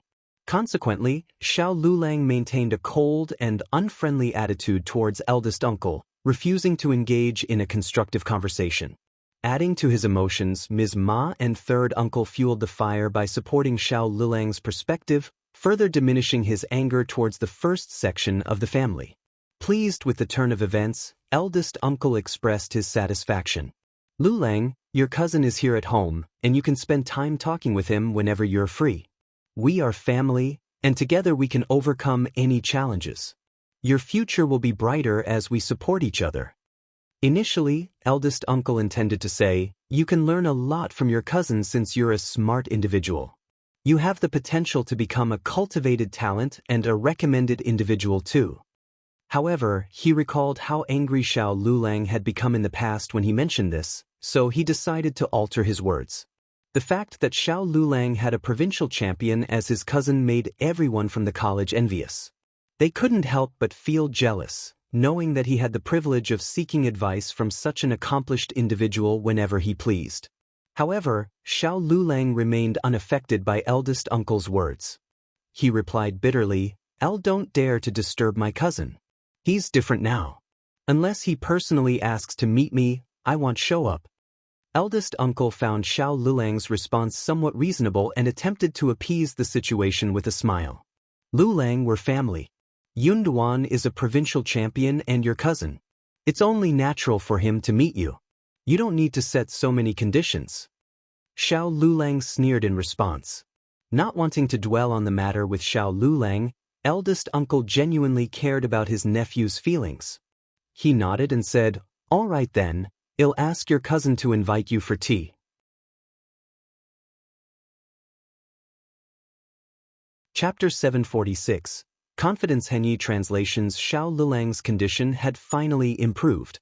Upon the elder uncle's return, he shared the news with Yunduan, urging his son to pay a visit to the third branch of the family whenever he had the opportunity. The intention was to bring Liulang back home for a pleasant conversation. Liulang is feeling down, and as his cousin, it's important not to exacerbate the situation. Your role should be one of support and consolation. Yunduan, I'm delighted that you've achieved success, but it would bring immense honor to our family if both of you could pursue education and excel in the examinations. Yunduan nonchalantly nodded, not even inclined to argue with his father. Why should he be the one to reach out and engage Liulang in conversation? Being older and having achieved the title of provincial champion, there was a substantial disparity between them, both in terms of family hierarchy and official status. Liulang had never bothered to offer his congratulations after Yunduan's triumph as provincial champion. Neither had he shown any warmth or kindness. And now, his father expected Yunduan to go out of his way to bring Liulang for a discussion? Furthermore, his father expected him to provide consolation and encouragement to Liulang? His father seemed remarkably assured of its effectiveness. But would mere words of comfort and encouragement truly make a difference? Yunduan hadn't really contemplated this matter since then. After savoring roasted mutton and wild goat, and relishing the rare delicacy of dragon fruit from the south, they ventured into the mountains for several days. Rather than hunting animals which would yield more food than they could consume, they focused on gathering an abundant harvest to take back home. With mushrooms, yams, and lilies carefully stored, the family became occupied with the task of sun-drying their precious findings. A wide variety of fresh mushrooms were utilized to create delectable dishes such as stewed chicken with mountain mushrooms, fried meat, stir-fries, soups, and hot pots. Each preparation was bursting with flavor. They managed to gather the final batch of honey from the flower fields, which would last for 2 more months and serve as a key ingredient in making lip balm. While Qiao Xian and Yunduan were engrossed in their harvesting tasks, County Magistrate Qiao meticulously arranged everything to initiate an attack against the Zhao family. County Magistrate Qiao had made thorough preparations, and when the victims filed their reports, the officers swiftly took control of the Zhao family members. Madame Zhao remained oblivious to the situation, but upon learning of it, she instructed Zhao Guangyin to offer County Magistrate Qiao a bribe in order to resolve the matter and suppress the reports. It was absurd that old cases were being dredged up and reported. It seemed like a joke. However, Zhao Guangyin found himself trapped within the confines of the Zhao family estate. Guards stationed outside the gate prevented anyone, including the mistresses, masters, and servants, from leaving unless they were purchasing food. They awaited Officer Qiao's summons. Zhao Guangyi's attempts to bribe the guards with 50 liang proved futile, leaving him bitter and frustrated. Madame Zhao grew furious and contemplated forcing her way out. Yet, the guards, aware of her social standing, responded by brandishing their blades. The sight of the gleaming blades shattered Madame Zhao's resolve, causing her to crumble in defeat. She no longer dared to make any further attempts. What on earth is happening? There must be someone orchestrating all of this. Madame Zhao exclaimed, consumed by anger. Zhao Guangyin wore a bitter smile and let out a sigh. Mom, don't you see? It's the Shao family behind all of this. Madame Zhao was taken aback. How could that be? The Shao family may have a provincial champion, but he shouldn't have the power to do this. But Officer Qiao happens to be the father-in-law of the provincial champion. Zhao Guangyin nearly shouted, shocking Madame Zhao. Zhao Guangyin let out a weary sneer. Now do you understand, Mom? The Shao family is far from ordinary. Visiting the Shao family was out of the question. They would likely respond with physical violence. Zhao Guangyian's presence would only exacerbate the situation further. It seemed that their only hope for survival lay with the women from their own family, who might have a chance at eliciting sympathy through desperate pleas.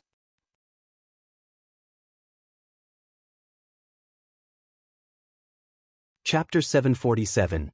At Dorhenyi translations, surely, as fellow human beings, the Shao family would spare their lives even if they did not offer forgiveness, right? It was unimaginable that they would resort to such extreme measures. County Magistrate Qiao's actions were pushing the Zhao family to the brink of destruction, akin to being backed against a precipice. Madame Zhao, overcome with panic, directed her curses at County Magistrate Qiao and the Shao family. Desperately, she pleaded, "Your father is not here. You must find a solution. Our family will become a laughingstock if we are surrounded by government officials." Zhao Guangyin cast a disappointed gaze upon his mother, shaking his head in resignation. He turned away and departed. His disappointment grew even deeper. His mother seemed oblivious to the gravity of the situation, fixated instead on the family's reputation. While Zhao Guangyin was still simmering with annoyance, the guards abruptly stormed in, attempting to apprehend Zhao Guanghua. Zhao Guanghua was the weakest link, prone to troublemaking and exhibiting careless behavior. His numerous flaws made him an easy target. In the past, the Zhao family's immense wealth and their association with County Magistrate Qiao shielded them from any consequences, preventing anyone from raising objections to Zhao Guanghua's misconduct. When Officer Qiao made the decision to have him arrested, there were numerous justifications at his disposal, and it was up to him to choose which one to employ against Zhao Guanghua. Madame Zhao cried out in desperation, attempting to intervene and halt the proceedings, but her pleas fell on deaf ears. The guards were under strict orders, and they paid no heed to Madame Zhao's words. Zhao Guanghua had been brazenly boasting and issuing threats, exclaiming, "Just wait and see. They'll have you all killed."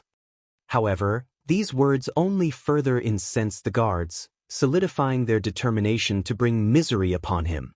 They swiftly bound his hands behind his back and escorted him away, showing no sympathy for his pleas. It was only then that fear engulfed Zhao Guanghua, and he cried out loudly, desperately calling for his mother and brother to come to his aid. Madame Zhao's cries were filled with anguish as tears streamed down her face. The mansion descended into chaos. "Tuan, please save your brother. Hurry, save him." Madame Zhao pleaded, gasping for breath as she desperately clung to her son's sleeves. "He has been spoiled all his life and has never endured such suffering." Zhao Guangyin felt a profound weariness. He instructed his wife and maidservants to assist his mother back to her room, recognizing that she needed to regain her composure. He was determined to find a solution to save the Zhao family, as its fate seemed destined for ruin. Upon receiving the letter from home, the old master Zhao finally returned. Furious, old master Zhao hurriedly returned home, only to be intercepted and escorted away by the guards stationed at the door. Old master Zhao seethed with anger. Those very people who had once treated him with kindness, hoping to gain favors and tips from him, were now treating him with such disdain? Moreover, Officer Qiao had benefited greatly from his association with old Master Zhao, yet he was now intent on bringing him down? County Magistrate Qiao, driven by his desire for wealth and to do Shao Yunduan a favor, had made the decision to sever their ties completely, showing no mercy. Before long, old Master Zhao was forcibly taken away by the guards, finally reuniting with his younger son. Old Master Zhao had already been taken away, and by the time Zhao Guangyin reached the doorstep, it was too late. A deep sense of despair washed over Zhao Guangyian's heart, plunging it into the depths of despair.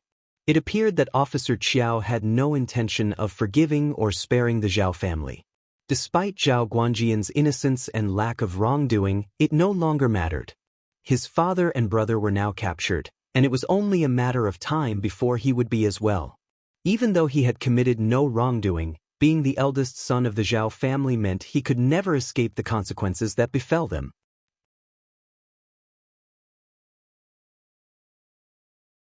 Chapter 748, Begging for Forgiveness. Henyi translations. The next day, the case was brought before the court, and he could no longer tolerate the situation.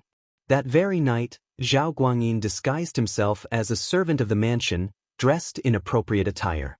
He used a ladder to climb over the wall and embarked on a journey to Shaoding village. He was always certain about one thing. He knew the root cause of all these troubles. If only the Shao family, or specifically Shao Yunduan, could show some mercy, everything could be turned around. Late at night, Zhao Guangyin knocked on the door, causing a startle among the family members. Shao Yunduan allowed him inside to have a conversation in the courtyard. With clenched teeth, Zhao Guangyin knelt down before Shao Yunduan and pleaded, "Provincial champion Shao, I beg you, show us mercy." Unmoved by the plea, Shao Yunduan spoke quietly, "Zhao Guanghua didn't spare us when he committed his actions against us." Shao Yunduan couldn't help but imagine the devastating consequences if the same incident had befallen young Xiaoni. How would his third brother be affected? What about their parents? This once harmonious family would have been shattered into fragments. Even if he were to achieve a high-ranking position in the government, he would never be able to experience a harmonious family again. It would forever remain an insurmountable barrier in his heart. Filled with remorse, Zhao Guangyin uttered with guilt, "I'm sorry, I failed to teach him well." Shao Yunduan remained silent. Zhao Guanjian's voice trembled as he said, "I'm willing to surrender half of the Zhao family's properties." Zhao Guangyin let out a bitter laugh, realizing the absurdity of his own words. What good would it do to share only half of the properties? The entire Zhao family's wealth would end up in the hands of County Magistrate Qiao and the Shao family. Half of it would be meaningless. He clenched his fists, determination in his eyes. "Provincial champion, I intend to leave this county with my family, far away from here. I swear that we will never set foot in this place again." Finally, Shao Yunduan showed a hint of interest. "Where do you plan to go?" Zhao Guangyin felt a surge of motivation. He knew he had struck the right chord. Knowing that he had to leave his hometown and settle elsewhere, Zhao Guangyin didn't allow himself to dwell on the thought. He quickly replied, "We plan to go to Linjia County." Linjia County and Hashan County were located far apart, in opposite directions. Their paths would never cross again in their lives. Shao Yunduan remained silent for a moment before speaking. "Keep your family within your sight. If you make another move, one won't show any mercy." Zhao Guangyin had no choice but to agree. "I'll understand. Thank you for sparing me, Provincial Champion Shao." Zhao Guangyin expressed his gratitude, stood up, and returned to where he came from. Shao Yunduan went back to his room and found Qiao Xian sitting against the headboard, yawning. As he returned, Qiao Xian was no longer drowsy and asked, "I heard elder young Master Zhao was here. Was he begging for mercy? What did he say? It's a pity that he's the only sensible person in the Zhao family." Shao Yunduan sneered. If he truly were sensible, he wouldn't have allowed his brother to commit all these acts. A family should stand united and share both honor and misery. He doesn't even grasp this concept. Qiao Xian also smiled. "Yes, dear, you will have to take care of our family more from now on." "Yes, thankfully our mother has a clear mind." Qiao Xian agreed. It was true, but unfortunately, their father's mind was not as clear. Shao Yunduan was becoming more determined in opposing his father, working hard to correct his impractical ideas and prevent him from making any further mistakes. Shao Yunduan informed Qiao Xian about Zhao Guanjian's decision, and Qiao Xian couldn't help but admire his resoluteness. The Zhao family needed to stay as far away as possible, in case they continued to cause trouble for their family.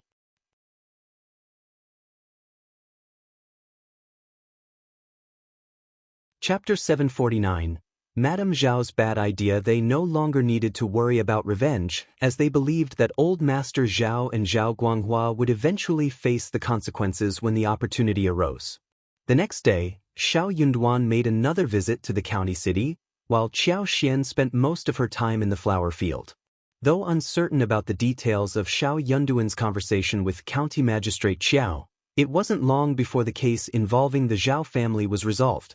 The victims who had filed complaints against the Zhao family were generously compensated and received a formal apology from them.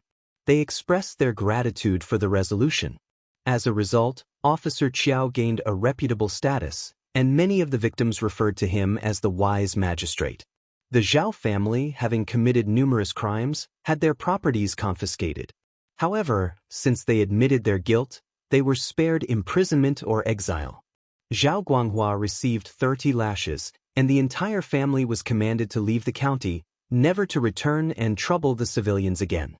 The decision was met with applause and cheers from the people. The Zhao family was infamous for their cruel behavior, particularly the younger young Master Zhao, who was known for bullying others.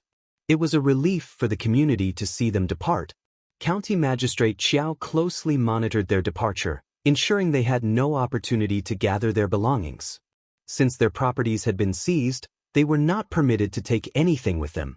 In the early morning, only Madame Zhao, with a small package of ornaments, left on 2 wagons before dawn broke. However, a poignant incident occurred during this time. As the Zhao family faced the loss of their properties and the order to leave their homeland forever, the women of the family wept uncontrollably. None of them wanted to depart from their beloved hometown. The prospect of moving made them feel deeply uncomfortable. They cherished their hometown where they had grown up, believing that nowhere else could compare to it. Since they were not brought to the governmental office or confronted by County Magistrate Qiao, they were unaware of the severity of their situation. They desperately sought a way to reverse their circumstances. In their quest for a lifeline, Zhao Ming thought of Shaolong. Madame Zhao, equally anxious and worried, clung to any glimmer of hope that could potentially turn the tide in their favor. Madame Zhao sent Zhao Ming to search for Shaolong. However, Liulang was not at the college, prompting the anxious Zhao Ming to rush to Shaoding village instead. Feeling that he was being compared to Xiao Yunduan and mocked behind his back, Liulang made the decision to stop attending college. He believed he had acquired enough knowledge and could continue studying on his own at home. Perhaps, after the new year, he would enroll in another college in a neighboring country to pursue his studies. He had been eagerly anticipating Xiao Yunduan's visit, as promised by the elder uncle. He had practiced countless times how he would treat Xiao Yunduan, intending to make him speak kindly to him. However, Xiao Yunduan never showed up. Liulang was furious. Ms. Ma's heart was shattered. In defense of her son, she went to the first section of the family, seeking to accuse Xiao Yunduan. But Ms. Fang drove her away, further fueling her anger. Filled with anger and resentment, Liulang hurled curses at Xiao Yunduan, calling him evil and arrogant.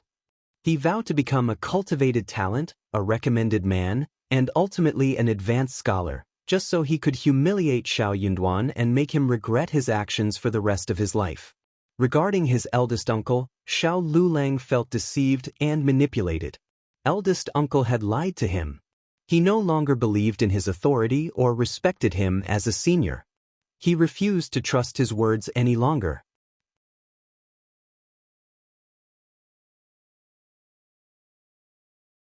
Chapter 750. Liulang's dream filled with anger and resentment. Liulang heard that Zhao Ming, the elder miss from the Zhao family, was visiting. Surprisingly, his fury turned into excitement. He quickly put on a clean robe, tidied his hair, and confidently walked out to meet Zhao Ming, hoping to make a good impression. "Greetings, elder Miss Zhao," he greeted her with feigned charm. Zhao Ming had been waiting in the hall of the second section of the Shao family, feeling irritated and resentful. She had been scrutinizing him and enduring his endless questions. She was growing increasingly annoyed. If it weren't for her family's troubles, she wouldn't have bothered to deal with Ms. Ma. She despised her from the bottom of her heart. Cursing silently, she started to question whether her decision to approach Liulang was a mistake. His pretentious behavior only intensified her disgust. "Young Master Xiao, can we have a private conversation?" Zhao Ming asked, trying to suppress her disgust and maintain a soft demeanor. "Of course." Liulang was taken aback by her request but delighted at the same time. He nodded eagerly and smiled, saying, "Please tell me anything. Mom, please give us some privacy." Ms. Ma wasn't too pleased with the situation. She smiled and replied, "But we're a family, aren't we? Why can't I be part of the conversation?" Since they were the only ones present, Ms. Ma assumed that this girl must have developed feelings for her son. "Mom, please just give us some space. Elder Miss Xiao might feel uncomfortable with you here," Xiao Liulang pleaded, giving his mother a meaningful look. What was she doing here anyway? Acting as a third wheel? With her presence, Zhao Ming wouldn't be able to freely express her thoughts, and their conversation would be constrained.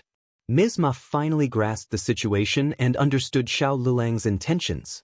"All right then," she said, getting up from her seat. "I guess I'm just out of touch.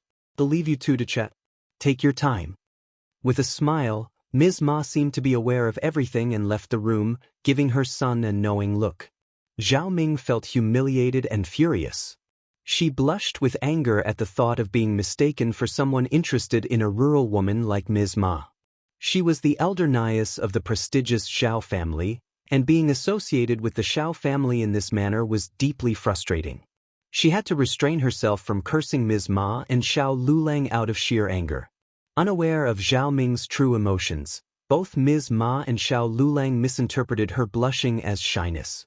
They exchanged glances and smiled proudly. Indeed, Ms. Ma felt a sense of pride. Her son appeared to be so capable that a wealthy young lady had come to his door personally. Lady Zhao certainly had a knack for choosing the right man. Xiao Liulang felt a surge of pride as he looked at Zhao Ming with affection. He was about to express his feelings with sweet and romantic words when Zhao Ming interrupted him abruptly. She urged Xiao Liulang to help her talk to provincial champion Shao, requesting his assistance in granting them mercy and allowing them to be left alone. However, Xiao Liulang was completely unaware of the situation. He hadn't been to the county city in a while and had secluded himself at home, oblivious to what was happening around him. He was clueless about the troubles the Zhao family was facing. Similarly, Ms. Ma was in the dark as well. She only knew that young Xiaoni had nearly fallen victim to a womanizer, but she had never connected this incident to Lady Zhao or her current plea.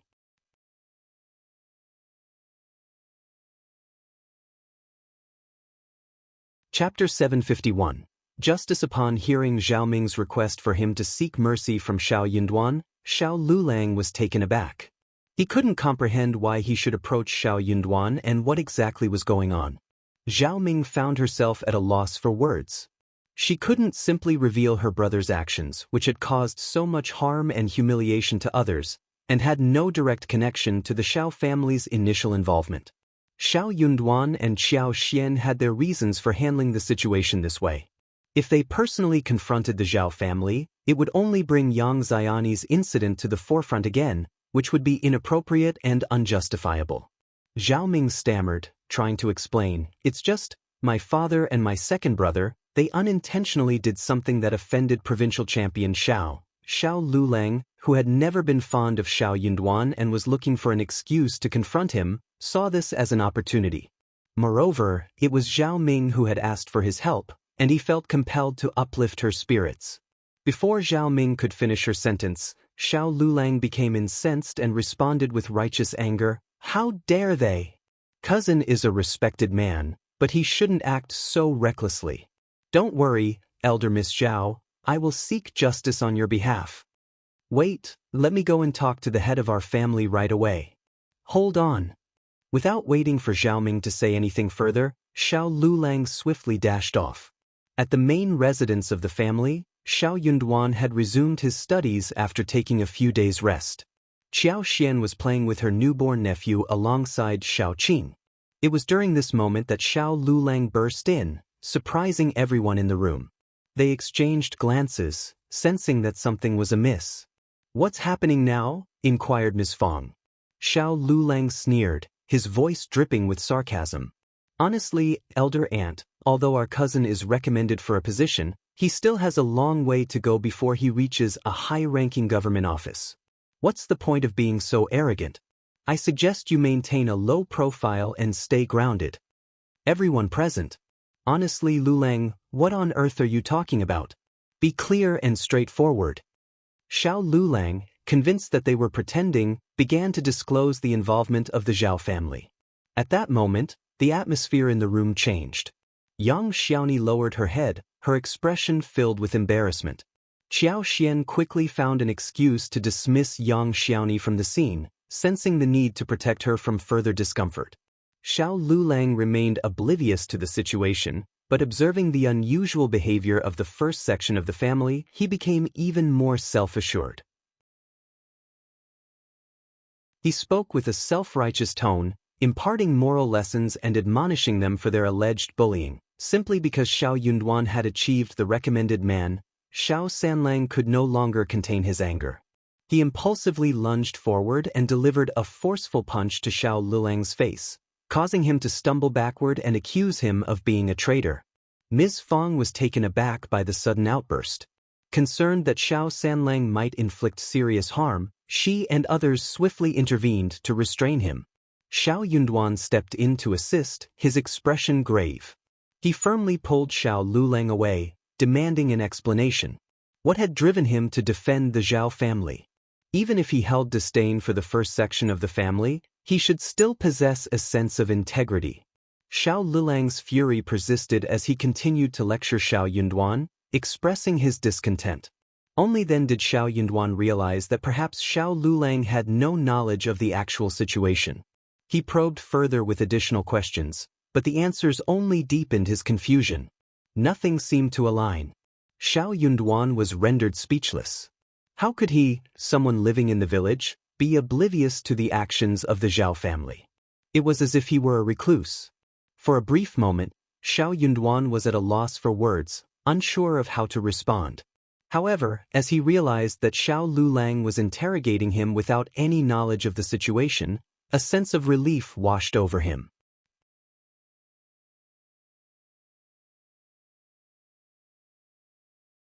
Chapter 752. Nothing. Yunduan began recounting the entire incident, but before he could finish, Liulang interrupted him abruptly. That's impossible.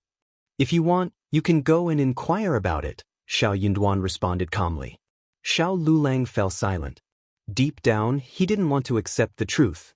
However, he knew Yunduan wasn't lying, and there was no reason for him to lie. Could it be a misunderstanding?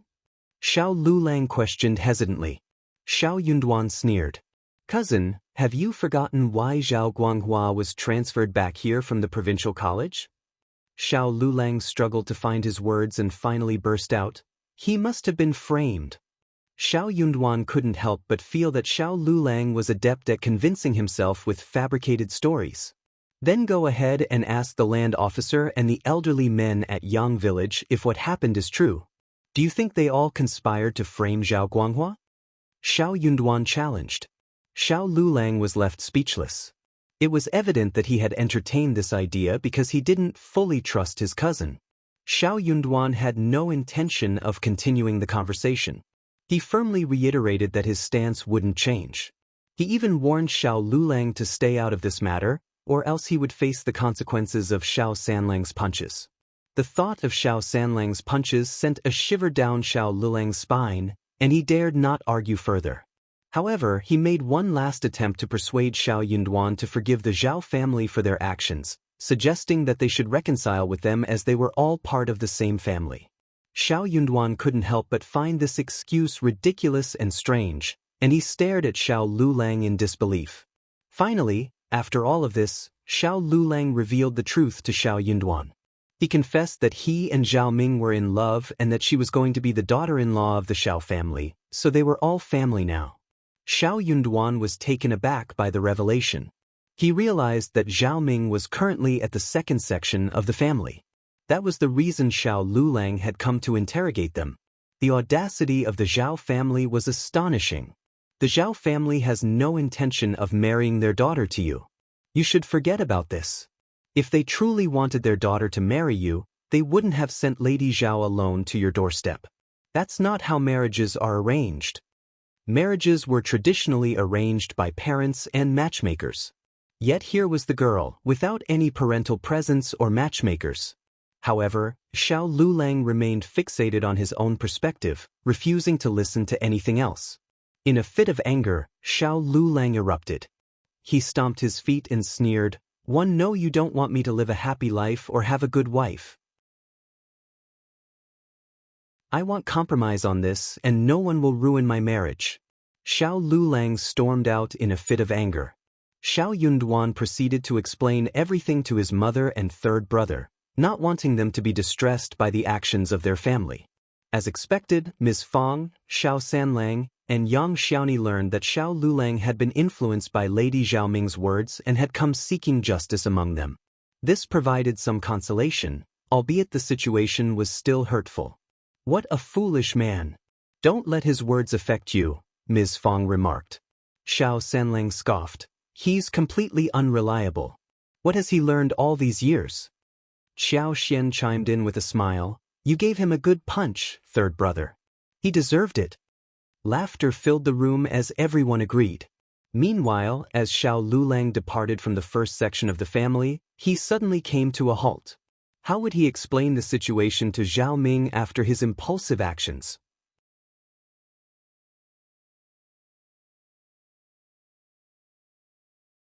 Chapter 753.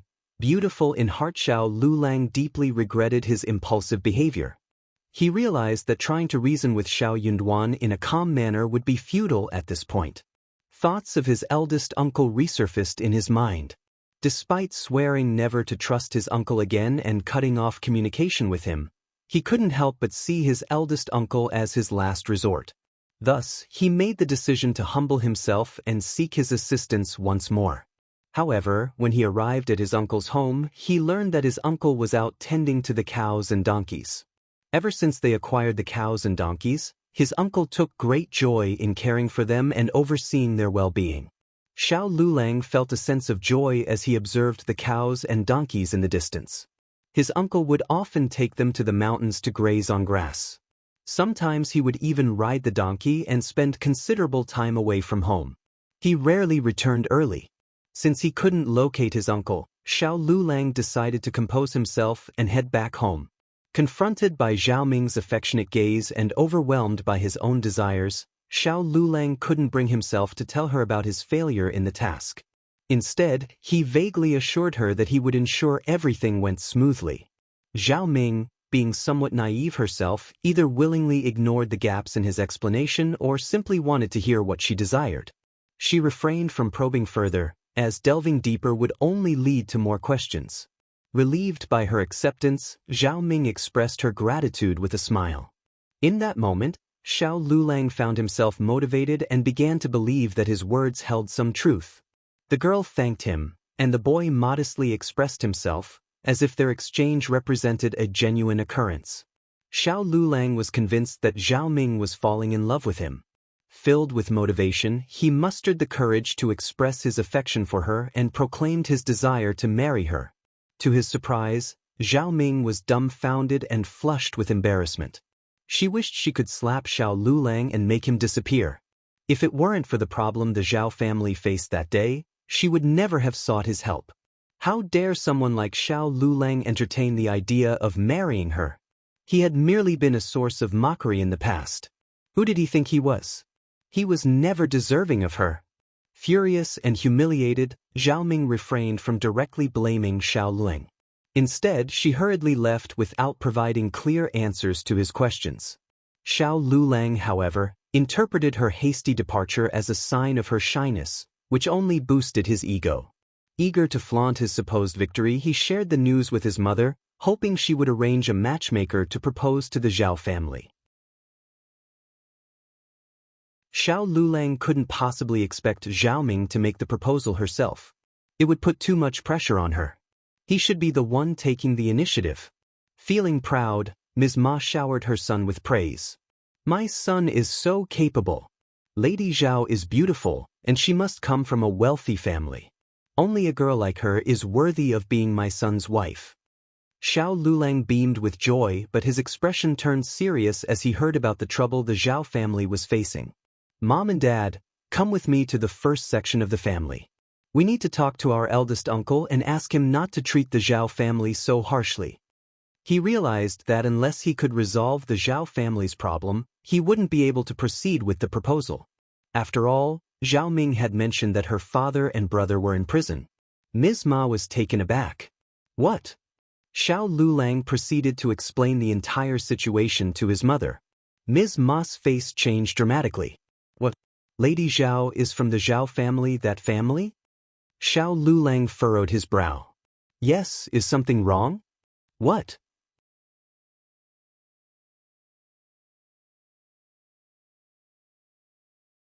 Chapter 754. Disappointment and a broken heart. Even Ms. Ma couldn't shake off the feeling that something was amiss. But Liulang presented his argument in a seemingly reasonable manner. He believed that the first section of the family was being excessively harsh and that their actions were unwarranted. Ms. Ma, swayed by her son's words, began to see his point of view as well. Thus, the three of them paid a visit to elder uncle in the evening, seeking his support. However, to their surprise, elder uncle was not supportive at all. On the contrary, he advised them against getting involved with the Zhao family and Lady Zhao. Why should you marry someone from that family when you already know that something is wrong? Elder uncle questioned. He expressed his disappointment and reminded them of how Zhao Guanghua had nearly destroyed their family. Out of mercy, the family had spared them, allowing them to leave the county. His words hit Liulang and Ms. Ma like a cold gust of wind, causing them to hesitate and reconsider their plans. They are rich, so they have the option to relocate and live their lives away from the troubles caused by the Zhao family. The Xiao family has already shown great tolerance in this matter. But now, the third section of the family is considering marrying someone from the Zhao family and pressuring us to forgive them. Elder uncle simply cannot comprehend how we would be expected to interact with the Zhao family if Liulang were to marry elder Miss Zhao. What would his own daughter-in-law think of elder Miss Zhao and her brother's visits to our home in the future? And what would his own son think of this situation? For the first time, elder uncle feels deeply disappointed and heartbroken. He wonders why Liulang must marry elder Miss Zhao, especially considering the current circumstances. The third section of the family did not anticipate that elder uncle would not support their decision, and they are all taken aback by his response. And they became very angry. Elder uncle, please consider forgiveness. You seem to be losing sight of the bigger picture.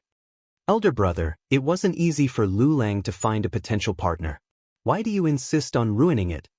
Can't we just see it as a misunderstanding? Why must we make it appear so terrible?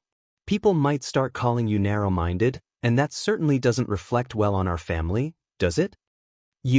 Eldest uncle felt his anger rise, but he remained silent, as he had never been one to confront his brother and sister-in-law.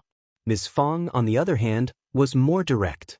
She simply drove them all away, unable to tolerate their stubbornness any longer.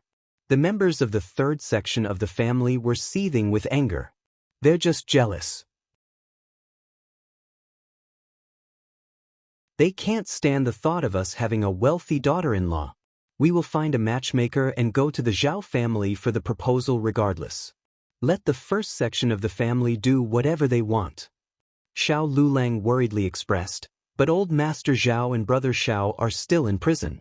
Is it the right time for the proposal? Ms. Ma was taken aback. What?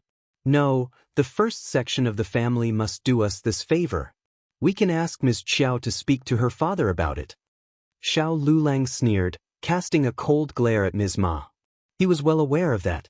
But if Yunduan didn't want the proposal to go forward, would his wife dare to defy him?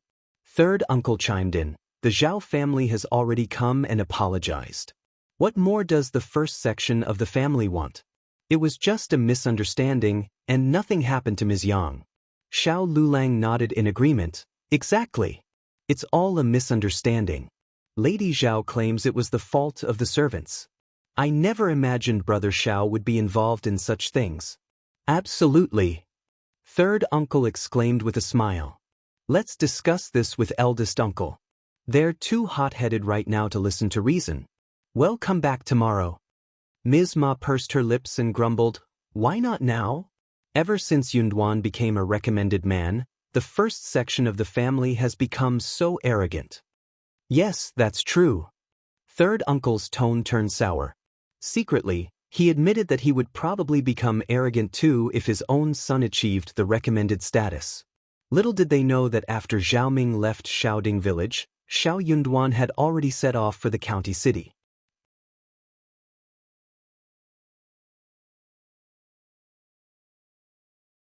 Chapter 755.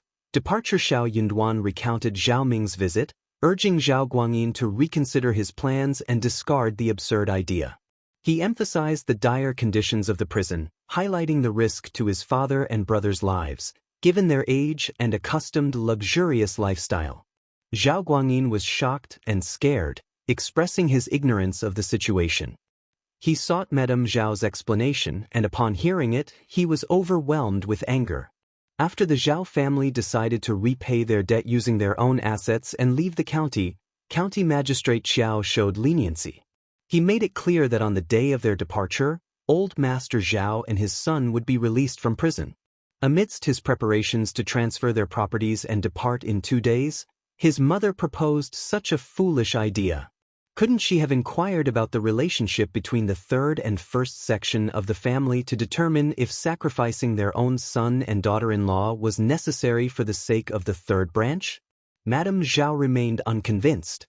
She clarified that she was seeking her daughter's assistance, not making a marital proposal. She insisted that her daughter must marry into a prestigious family of equal wealth and influence, not a rustic man who hadn't even achieved the status of cultivated talent. However, Zhao Guangyin had no faith in her words. He had no reason to doubt Xiao Yunduan's honesty. There was no motive for Xiao Yunduan to deceive him. On the other hand, his mother was never dependable and could act impulsively. A heated argument ensued between mother and son, leading them to part ways. Determined to complete the tasks at hand, Zhao Guangyin worked through the night, planning to depart the next morning. He couldn't leave his mother and sister unattended. What if they made another mistake? The Zhao family left discreetly the following day. To Zhao Guanjian's astonishment, as they left the city, County Magistrate Qiao's men seized the money and 2 boxes of treasure that he had instructed his wife to hide. In an instant, those possessions, along with the money, valued between 60,000 to 70,000 liang, vanished. What remained were a few jewelry pieces belonging to the daughter-in-law and mother, the least valuable among their collection. The most precious pieces were not seized by the authorities, but their worth was only a few hundred liang. Madame Zhao and her daughter-in-law wept inconsolably. Zhao Guanjian's heart sank. If they had over 10,000 liang, he would have been confident in starting a new venture, not a grand fortune, but a stable and comfortable life. However, a few hundred liang couldn't provide much assistance. With their settlement, the remaining money was only sufficient for a small-scale business to sustain their livelihood. Zhao Guangyin had never expected that everything unfolded due to his mother and sister's actions. If it weren't for Zhao Ming's visit to Liulang, Xiao Yunduan wouldn't have alerted County Magistrate Qiao about the possibility of Zhao Guangyin hiding his properties. As a result, County Magistrate Qiao wouldn't have entertained the idea or stationed guards at the city gate for inspection. Xiao Yunduan didn't intend for this chain of events to unfold, and he was willing to let Zhao Guangyin keep some of his properties hidden. County Magistrate Qiao, consumed by his desire for the confiscated properties from the Zhao family, wouldn't have ordered a search of their wagon. However, the Zhao family's behavior had been repugnant, and it was time for them to face the consequences. After leaving the county, the Zhao family lived a bitter life. Old Master Zhao and Madame Zhao struggled with the unfamiliar food, clothing, accommodations, and travel, which quickly took a toll on their health and accelerated their aging.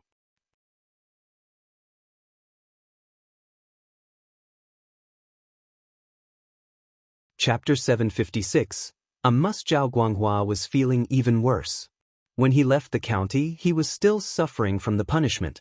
The wound had not healed, leaving a horrifying appearance on his back.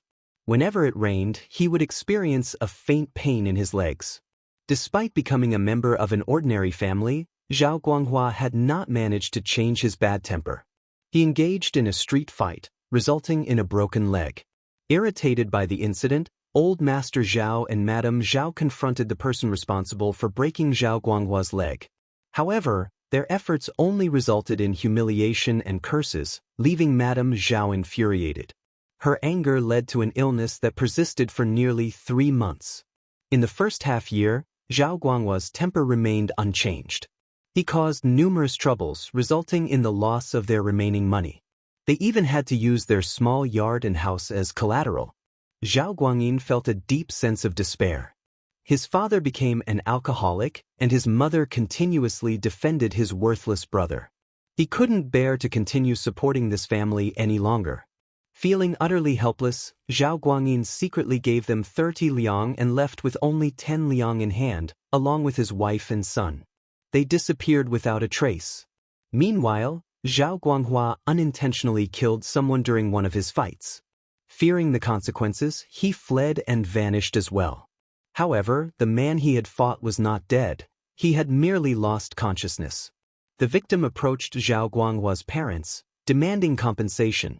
Old Master Zhao and his wife were forced to exhaust their remaining money to repay him. To make matters worse, they had to sell their daughter as a concubine to someone. With the meager funds received from their daughter, they spent the rest of their lives in bitterness.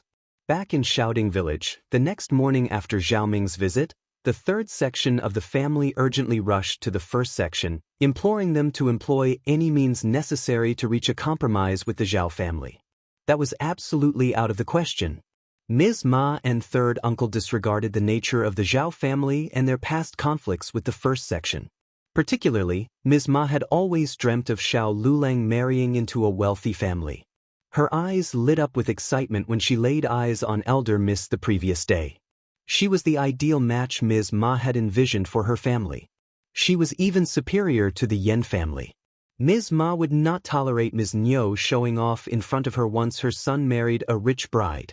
However, as soon as they arrived at the first section of the family, Shao Yunduan preempted any discussion they had in mind. The first section of the family would never forgive the Zhao family, and there was no room for negotiation.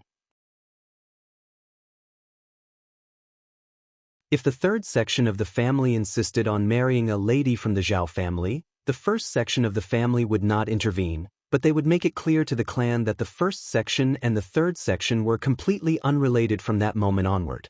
The Zhao family had engaged in bullying and committed numerous unethical acts, resulting in lawsuits filed against them by their victims. Officer Qiao, in accordance with the laws and regulations, was assisting the people and seeking justice for their grievances. The Zhao family deserved to be sentenced based on their actions.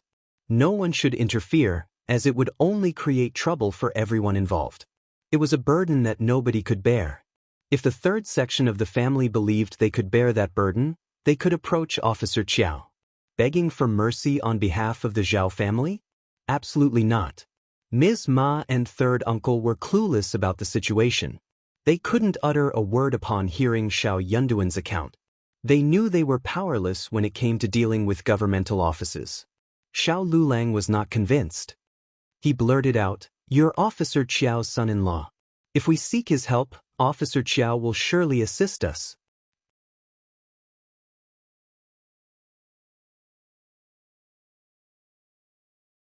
Chapter 757. Ding Qiu's trip home. Shao Yunduan sneered back. "That family is despicable, and am not defending them. They deserve the consequences. Cousin, watch your words. What have you learned from those books? Becoming an officer doesn't mean breaking the law. Are you trying to turn Officer Qiao into one?" Shao Liulang erupted in anger. "Don't act so righteous. Governmental offices are always like this. Even you might not behave well if you become an officer in the future. Don't worry about that. I won't engage in anything against the law." Shao Liulang sneered in frustration and stormed off. Ms. Ma hurriedly followed. "Liulang, why are you leaving?" Shao Liulang gritted his teeth. "Shao Yunduan is heartless. No matter what we say, he won't help us. He's a hypocrite. I doubt he'll remain so innocent and fair when he becomes an officer in the future. He's just looking for an excuse to push us away." Ms. Ma suggested, "Then what should we do? What if we propose the marriage ourselves? Once it's settled, we'll be considered family, and County Magistrate Qiao will have to assist us." Ms. Ma's suggestion sparked an idea in Shao Liulang's mind.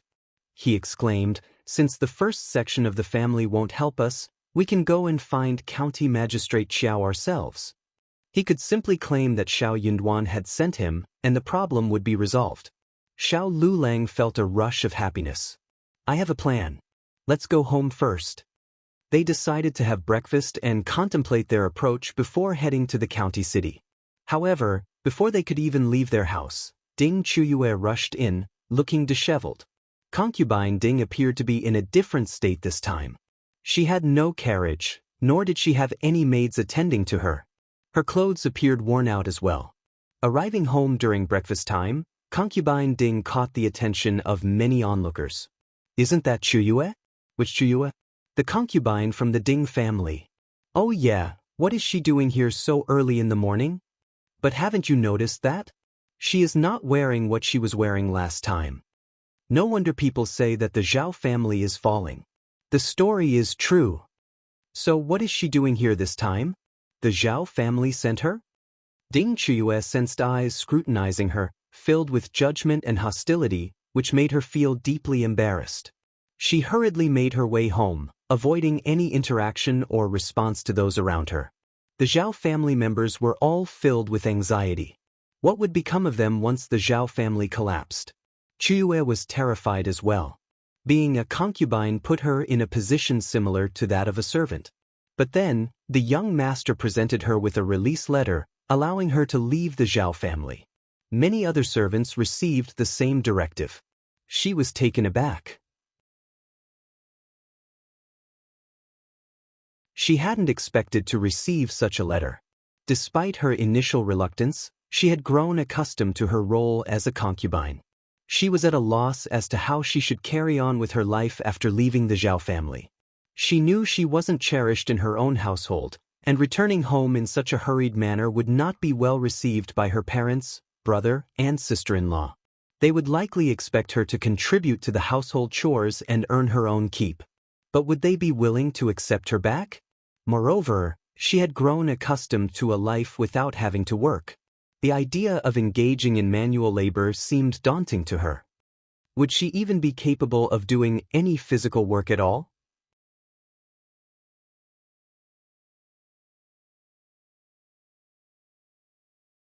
Chapter 758, Gone with no other options available, Ding Qiuyue had to make her way back home first. News of Ding Qiuyue's return quickly spread throughout the community, becoming a subject of gossip among the majority of people who treated it as a mere joke. Ms. Ma overheard some of the gossip and shared it with the family. Curious, Shao Liulang asked, Mom, find out everything you can about the current situation of the Zhao family. Gather as many details as possible. Realizing the gravity of the situation, Ms. Ma hurriedly left to gather information. Ding Qiuyue's family was in a state of chaos. Her parents, Ding Jiahuai and Ms. Guan, bombarded her with questions about why she had returned and what had happened to the Zhao family, growing increasingly anxious. In her distressed state, Ding Qiuyue mumbled incoherently, further frustrating her mother, who snapped at her impatiently. Ding Qiuyue noticed a strong sense of annoyance on her brothers' and sister-in-law's faces. Her heart shattered as she realized that her family was showing no sympathy towards her. They seemed to blame her for the troubles she faced, despite all she had done for them. Normally, this time of day was not suitable for visitors, and curious individuals wouldn't usually drop by either. However, Ms. Ma was filled with anxiety. Her focus was solely on her future daughter-in-law, and she disregarded everything else. Ms. Ma's arrival abruptly halted the commotion within the Ding family. Ignoring the tense atmosphere, Ms. Ma anxiously inquired, Qiuyue, how is the Zhao family? Have old Master Zhao and young Master Zhao returned home? Please tell me. Ding Qiuyue was perplexed by Ms. Ma's sudden interest. She sneered in response. Yes, they did return. But they left the county early in the morning together. They won't be coming back. What? How can this happen? Ms. Ma exclaimed in shock. Ding Qiuyue sneered, sharing the same sentiment. She couldn't fathom what led to this outcome. Ms. Guan glanced at Ms. Ma curiously.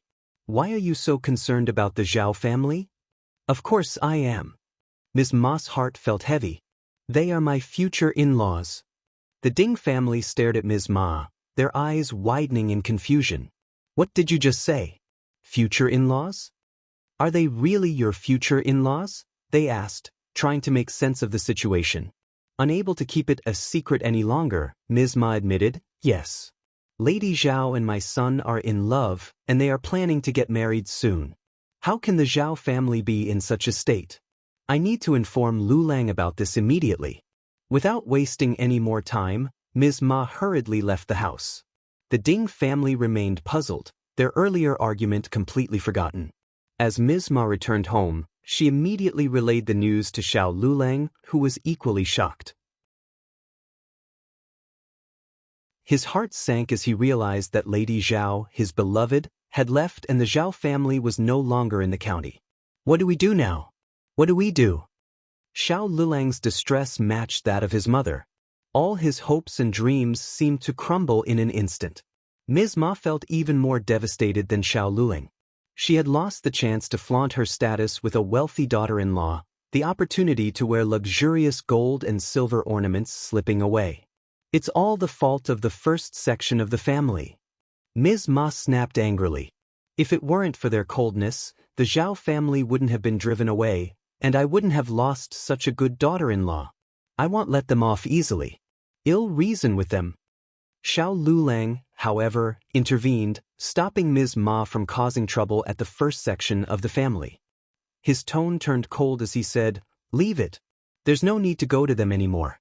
They're hypocritical, and if you confront them, they'll only counter you. You won't be able to win against them."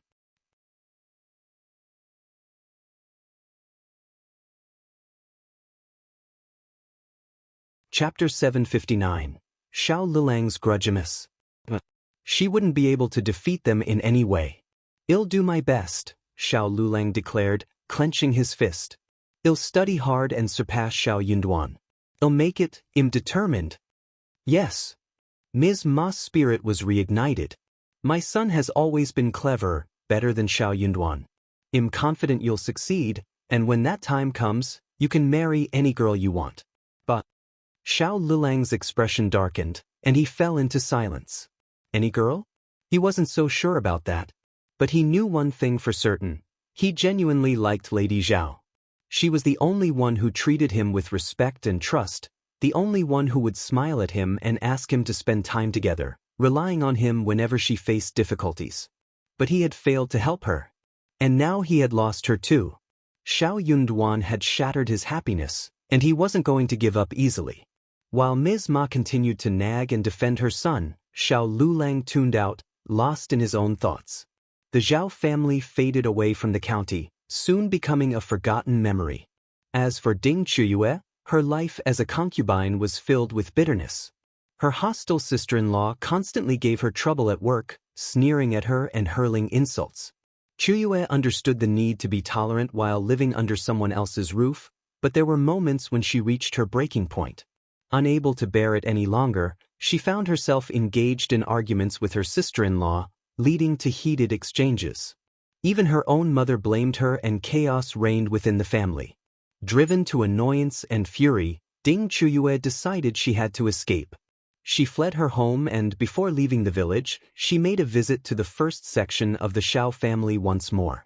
However, Ms. Fang refused to allow her into the yard. Unperturbed, Qiuyue apologized to Ms. Fang, explaining that she had come before because old Master Zhao had instructed her to set up Yunduan. After leaving the village, Qiuyue lived as a wanderer for a while until she eventually married a widower in his 40s. They had a son together, and their life gradually improved.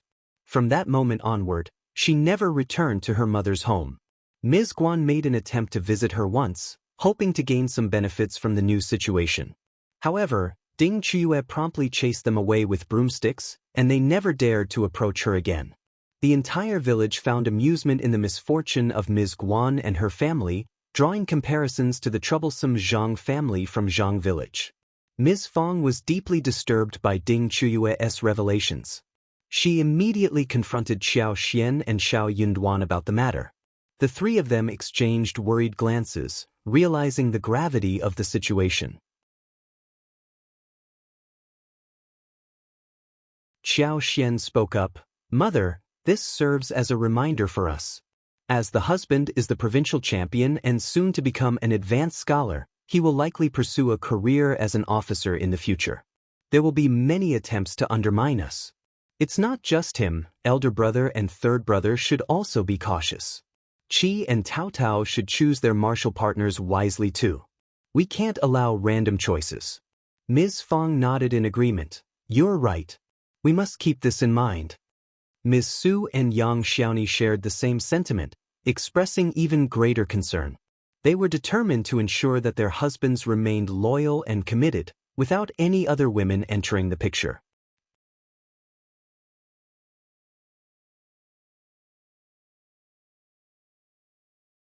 Chapter 760. What if also, as they had overcome difficult times together and now enjoyed a comfortable life in a spacious and well-furnished home, with abundant food and clothing as well as substantial savings, they couldn't help but worry about the potential risks of someone trying to take advantage of their newfound prosperity. They were aware that there would be many women who might be enticed by the prospect of becoming concubines to the boys, considering their economic independence and social standing. They understood that such temptations could arise, and they needed to be prepared. Moved by the concerns and emotions in the air, Shao Sanlang turned to young Xiaoni with earnestness in his eyes, saying, "My love, I will never betray you. I want no one but you." Young Xiaoni blushed, her eyes filled with affection as she responded, "I know you treat me the best." Brother Sanlang. Interrupting their moment, Qiao Xian cleared her throat and spoke up, "Third brother, I have to provide you with a little reminder here. What if someone deliberately gets you drunk at a banquet and places a woman in your arms? What if you encounter a seemingly helpless young girl who faints on the street just as you pass by? What if a girl pursued by hooligans seeks refuge and throws herself into your arms, begging for protection? What if you are framed and unknowingly find yourself in a compromising situation? Please, fifth sister-in-law, no more what-ifs. My head is already pounding," Shao Sanlang exclaimed, feeling overwhelmed by the possibilities being discussed. Qiao Xian couldn't help but smile at his reaction. "I'm just presenting potential scenarios, my dear brother. As we become wealthier and if my husband attains a position in the government, our influence and interactions with prominent households and affluent individuals will increase. These situations are not uncommon in such circles, and some tricks can be even more absurd than what I've mentioned." Qiao Xian turned to Shao Sanlang and asked, "Third brother, how would you handle such challenges if you were to encounter them?" Shao Sanlang was taken aback, his mind racing to find a suitable response. "I would try my best to avoid such situations in the first place. I would be cautious and maintain a respectful distance from unfamiliar women. And if, by any unfortunate circumstance, I found myself in a compromising position, I would immediately remove myself from it and seek guidance from you, my brothers and sisters-in-law, on how to handle it appropriately." Ms. Fang, Ms. Su, and young Xiaoni were all taken aback by the depth and complexity of the world being revealed to them. They had never imagined that life could be so intricate and filled with unexpected challenges. They began to understand that as they ventured further into this new world, they would need to navigate its complexities with caution and wisdom. It was a new chapter in their lives, one they had not anticipated but would now have to face head-on. Ms. Su and young Xiaoni exchanged a glance, seeing worries, distress, and anger arising in each other's eyes. "Fifth sister-in-law, you are the clever one. Tell us what we should do if we run into these problems?" Ms. Su asked for help. Young Xiaoni also nodded when she realized what was going on. "Yeah, fifth sister-in-law, teach us." Qiao Xian smiled. "It is not very difficult. You should be cautious and hard-hearted. You should exercise caution when it comes to food and drinks during banquets, particularly if you are offered a toast by a woman. It is crucial to respectfully decline such invitations and refrain from taking advantage of anyone. Stay vigilant and keep a clear mind, ensuring you remain sober and in control of your actions. Additionally, it is advisable to avoid venturing alone in unfamiliar environments, especially when visiting someone else's home. By doing so, you can prevent being lured into situations that may compromise your integrity or lead you astray. You should remain firm and resolute when encountering women who try to seduce you, as their intentions are often malicious. Do not show kindness or entertain their ill-intended advances, as some of them are skilled professionals capable of deceiving even the most discerning individuals. In such situations, it is crucial to be unyielding and disregard whatever they may say to manipulate you.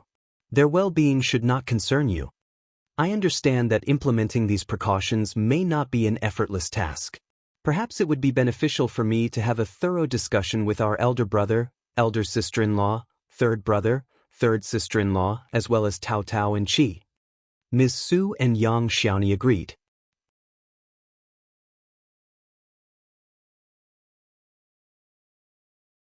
Chapter 761, Preparation. Ms. Fang agreed and added, "Me and your father should listen to that as well. We have to be cautious and protect ourselves, in case they ruin our family and Yunduan's future." Ms. Su and Yang Xiaoni felt slightly better and smiled, nodding. Qiao Xian added, "One more thing. If someone sets up our husbands and claims that she is pregnant, then..." Ms. Su and Yang Xiaoni's smile stiffened. Ms. Fang was startled as well. Qiao Xian did not mention this on purpose, but that is something that could not be ignored. She needed to mention this after all. That was a way for women in ancient times to cause trouble. Even in the modern time, there were many parents who cared about children. What if someone made it with a man in the Shao family, and came to the door with tears in their eyes? What should they do about it? Who would be so hard-hearted as to drive her away? Even though men might turn her down, yet women of the family might not be able to do so, otherwise the women would be considered vicious, jealous, and not at all understanding, so that their children would not be able to find any marital suitors. Also, in-laws would not tolerate grandchildren to be out on the street like orphans. Shao Sanlang turned to Yang Xiaoni with sincerity in his eyes. "Darling, I assure you that I will be extremely cautious and vigilant. I will do everything in my power to ensure that I am not set up. You have to trust me." Yang Xiaoni said, "Of course, I trust you. But what if you find yourself in a situation where someone tries to manipulate or deceive you?" I definitely won't. What if Qiao Xian found the dynamic between her family members interesting yet slightly irritating? She couldn't help but cast a glance at Shao Yunduan, who had been quietly listening to their discussion without feeling the need to be warned. Shao Yunduan confidently interjected, "I won't be set up." He exuded a strong sense of self-assurance in this regard. As Yang Xiaoni and Shao Sanlang continued their argument, the atmosphere grew tense, leaving Ms. Su feeling overwhelmed and unsure of what to say. Ms. Fang, growing frustrated with the ongoing dispute, firmly interjected, "Enough, both of you. Just stop arguing. If such a situation were to occur, we will ensure the safety and well-being of our children while providing the woman with a suitable settlement. Regardless, we must never allow individuals with ill intentions and a tarnished reputation to enter our home." Ms. Su and Yang Xiaoni felt slightly relieved. "You're right, Mom. We do as you say." "Yeah, Mom is right." Qiao Xian smiled and agreed with her mother. "Mom, you have come up with a good solution. That indeed is the best way to handle such a situation. If it were to occur, the woman should not even be allowed to stay pregnant within our home. We will arrange for a separate small house and have guards to monitor her. Once the child is born, we will take custody of the child, while providing the woman with the agreed-upon financial support. By making it clear to others that we refuse to fall for such tricks, people will think twice before attempting to scheme against us again." "Yeah, that is totally right." Ms. Su and Yang Xiaoni were even more delighted hearing that. Fang nodded too. Qiao Xian continued, "In reality, we are discussing these matters as a precautionary measure. If we are vigilant and cautious enough, it is unlikely that such situations will arise. So, elder sister-in-law and third sister-in-law, there is no need to be overly anxious." Ms. Su and Yang Xiaoni felt relieved by Qiao Xian's reassurance. They expressed their gratitude to her with appreciative smiles and nods. Being proactive and discussing these potential scenarios before they actually occurred was crucial. They were thankful that their fifth sister-in-law had brought up these concerns and shared her insights. County Magistrate Qiao had gained substantial benefits after the downfall of the Zhao family. although most of the Zhao family's assets were deposited into the shared savings and the county's bank.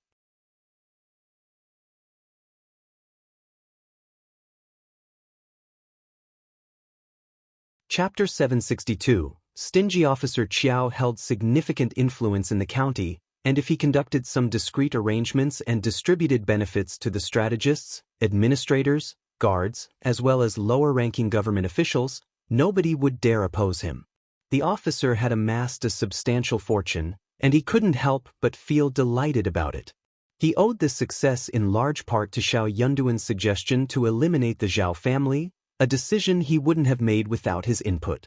As a gesture of gratitude, Officer Qiao instructed Madame Qiao to select fine jade, porcelain vases, exquisite jewelry, and 300 liang of silver to present to Shao Yunduan.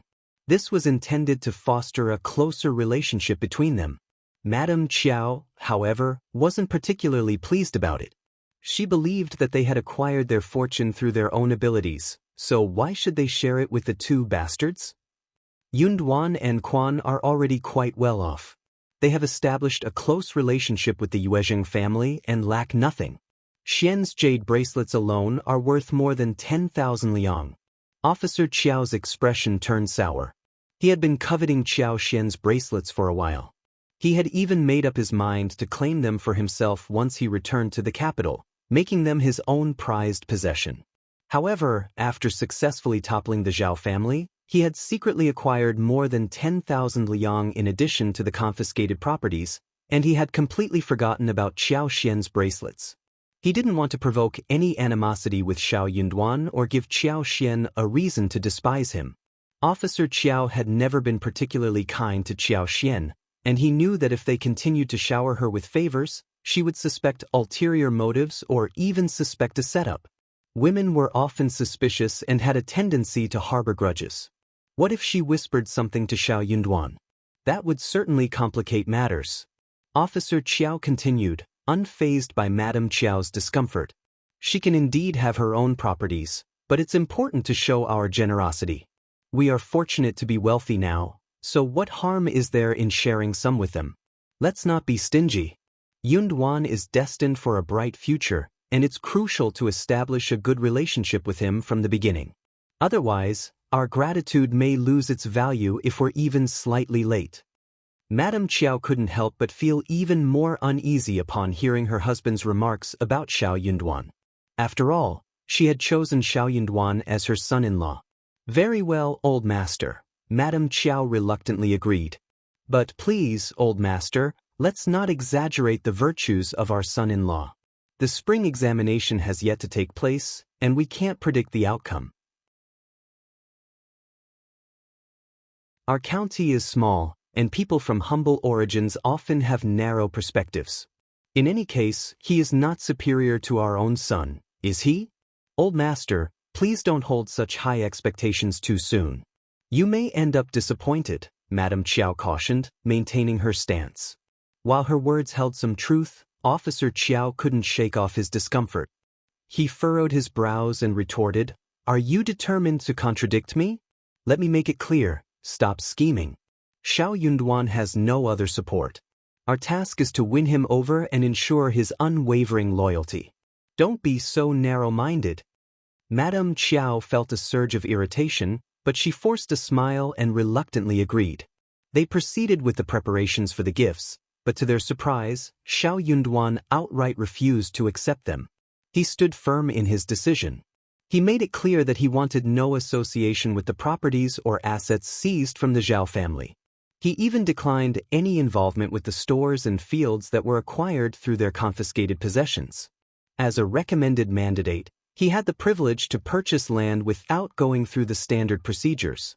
Shao Yunduan was adamant that the Shao family should have no ties whatsoever with the Zhao family, even in the slightest sense. County Magistrate Qiao was left puzzled by Shao Yunduan's motives. Consequently, his respect for the man deepened, accompanied by a tinge of guilt in his own heart. This son-in-law of his was certainly not ordinary.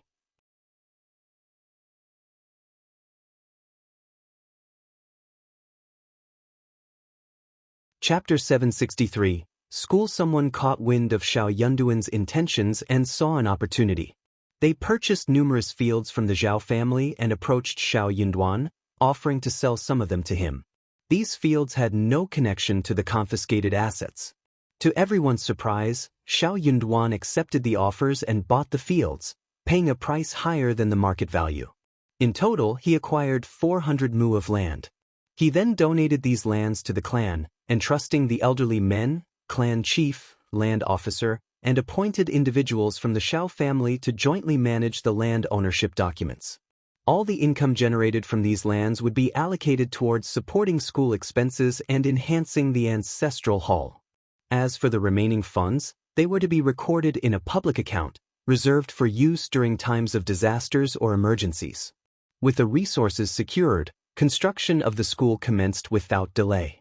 Apart from the school building, Xiao Yunduan and Qiao Xian also discussed the need for a separate yard dedicated to a library and study room. This space would cater to diligent students who couldn't afford to purchase books of their own. Together, they established principles and rules for the school's operations. In addition to the daily administration, they implemented regulations specifically for the library and student-related matters. Firstly, the books in the library were not to be borrowed. They could only be read within the study room. However, students were allowed to make copies of the books and take those copies with them. To incentivize academic progress, they devised a system where students who achieved the status of child student would receive a monthly supplementary of 50 won. However, if a student failed to pass the cultivated talent examination after 10 years, the supplementary would be cancelled. On the other hand, if a student successfully attained the rank of cultivated talent, they would be awarded an additional 100 won, which would be valid for a period of 10 years. Furthermore, a fare of 10 liang would be provided to any student who needed to travel for the autumn examination. This fare would cover the expenses for each journey made to attend the examination. The established standards served as a foundation, but they were open to adjustments based on the actual circumstances, with approval from the clan. Essentially, it meant that any talented children from the clan could wholeheartedly pursue their studies, knowing that their needs would be taken care of. Even orphan children could lead a frugal lifestyle and continue their education, supported by the bonuses provided and with 2 mu of plain fields at their disposal. The news spread throughout Shaoding village, filling the community with joy and excitement.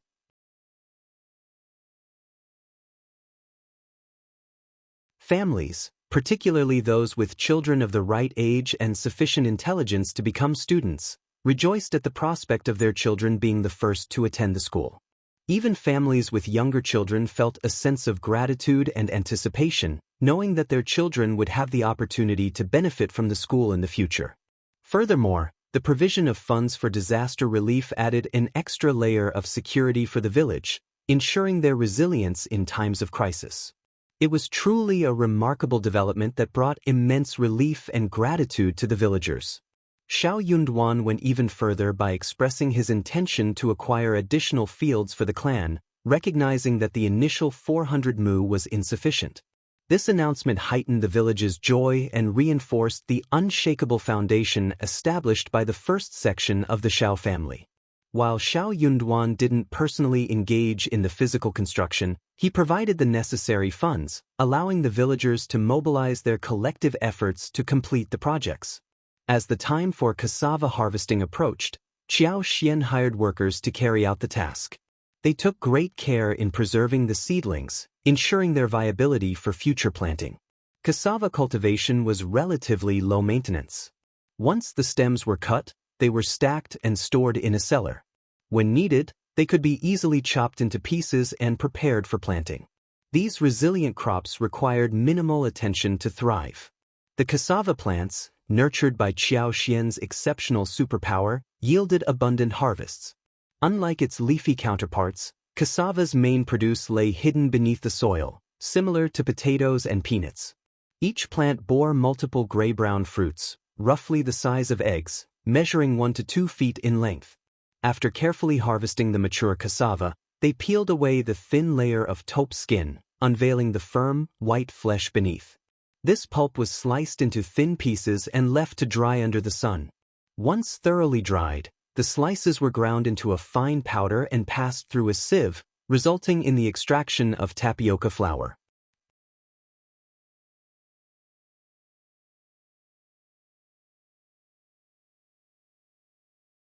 Chapter 764. Taro balls. To achieve a smoother texture, the tapioca powder underwent additional rounds of filtration, ensuring its refined quality. Qiao discovered various creative uses for the tapioca flour. When combined with steamed pumpkins and taros, they crafted delectable taro balls of different colors and flavors. Additionally, by blending the powder with brown sugar, they could concoct flavorful bubble tea, a delightful treat for all. In preparation for the upcoming Mid-Autumn Day, they planned to sun-dry the cassavas so they could transport them to the province. The dried cassavas would then be used to make winter desserts, incorporating taros, bubbles, and sugar water. However, a challenge remained. Despite the increased production volume enabled by Qiao Xian's superpower, the total volume was still insufficient. They needed a steady daily supply to ensure that the stock would last until the following year. Nevertheless, they remained optimistic that the situation would improve in the coming year, allowing for greater production and availability. With the arrival of autumn and the colder weather, Qiao Xian decided to hire workers to cultivate more barren land for cassava planting. The villagers were intrigued by the unfamiliar crop and began asking questions. Qiao Xian openly shared her knowledge, explaining the characteristics of the plant and how it should be handled. Whenever someone inquired about cassavas, she would provide detailed information and instructions. One crucial point Qiao Xian emphasized was that fresh cassavas needed to be bleached before consumption to remove toxins. This revelation surprised many, but their interest grew significantly after tasting the delicious cassava-based dishes such as balls, dumplings, steamed pastries, and pancakes. Since wheat couldn't be grown in their region and flour was expensive, cassavas became a viable and economical alternative. The ease of cultivation made it accessible for every household, and within 3 years, cassava plants spread to neighboring villages as well. The powdered form of cassava was nearly identical to flour, making it a versatile and widely used ingredient in various culinary creations. The cassava plants thrived in various types of soil, thanks to Qiao Xian's superpower that facilitated their growth. They adapted well to the local climate and produced larger, more abundant fruits. As the Mid-Autumn Festival approached, it was customary for the villagers to visit the Qiao family and exchange gifts. They also planned to present gifts to the Yuezheng family and Xie Jingrong, with the latter receiving gifts on behalf of Yuezheng Shao. Dragon fruits, papayas, pineapples, sugarcanes, tangerines, and bananas were all reaching maturity.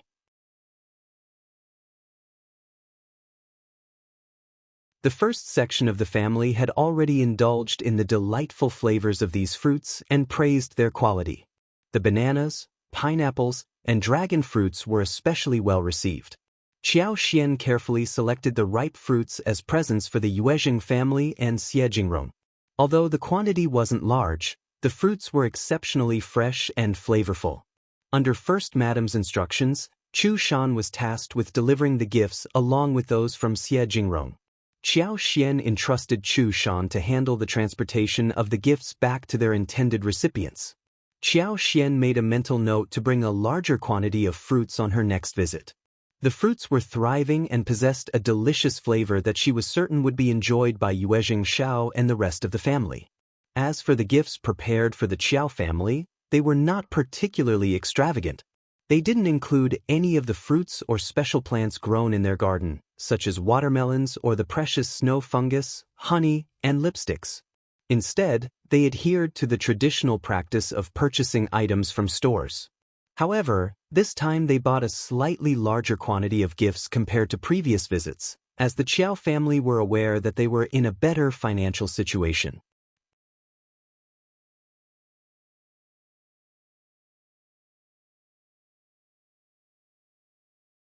Chapter 765. Mid-Autumn Festival Officer Qiao's warm reception and his enthusiastic greeting to Shao Yunduan as the best son-in-law was a noticeable change in attitude. Qiao Xian observed that even Madame Qiao, despite her feigned aloofness, was secretly pleased to receive them, along with the servants. Even concubine Du and Qiao Ko, who had never experienced such treatment before, were included in the warm welcome. Qiuyue couldn't help but size up Xiaoxian once again. She was adorned in a vibrant water-red satin embroidered with delicate primroses and a butterfly pattern, paired with a light beige thread-stitched long skirt. The ensemble beautifully accentuated her slim and graceful figure. Her ebony bun was immaculately styled, and the elegant hairpin adorned with pearls, pomegranate, and magnolia flowers added a touch of luxury and sophistication. Xiaoxian's elegance emanated not from excessive ornamentation but from her refined demeanor, exuding a sense of nobility and propriety. Qiuyue couldn't help but feel a pang of envy. She reluctantly acknowledged that a well-dressed appearance enhanced a person's overall beauty. Seeing Xiaoxian, who used to appear introverted, now radiating with confidence, she couldn't deny the transformative power of clothing. Qiuyue couldn't help but fixate on Xiaoxian's bracelets once again. Another new pair? She thought to herself. This time, Xiaoxian adorned her wrists with a pair of intricately carved gold bangles, adorned with several lustrous pearls. The oval-shaped gold bracelets featured elaborate floral motifs, intricately sculpted and polished to perfection. Several snow-white pearls, each the size of a thumb, were meticulously embedded throughout the design. The edges of the bracelets were accented with a delicate tortoiseshell inlay, providing a subtle yet opulent contrast to the modest gold hue. While gold bracelets were not uncommon, a pair with such large and exquisite pearls was truly a rare find.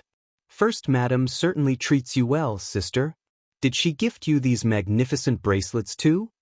Qiuyue asked with a tinge of bitterness, aware that her question was laced with envy.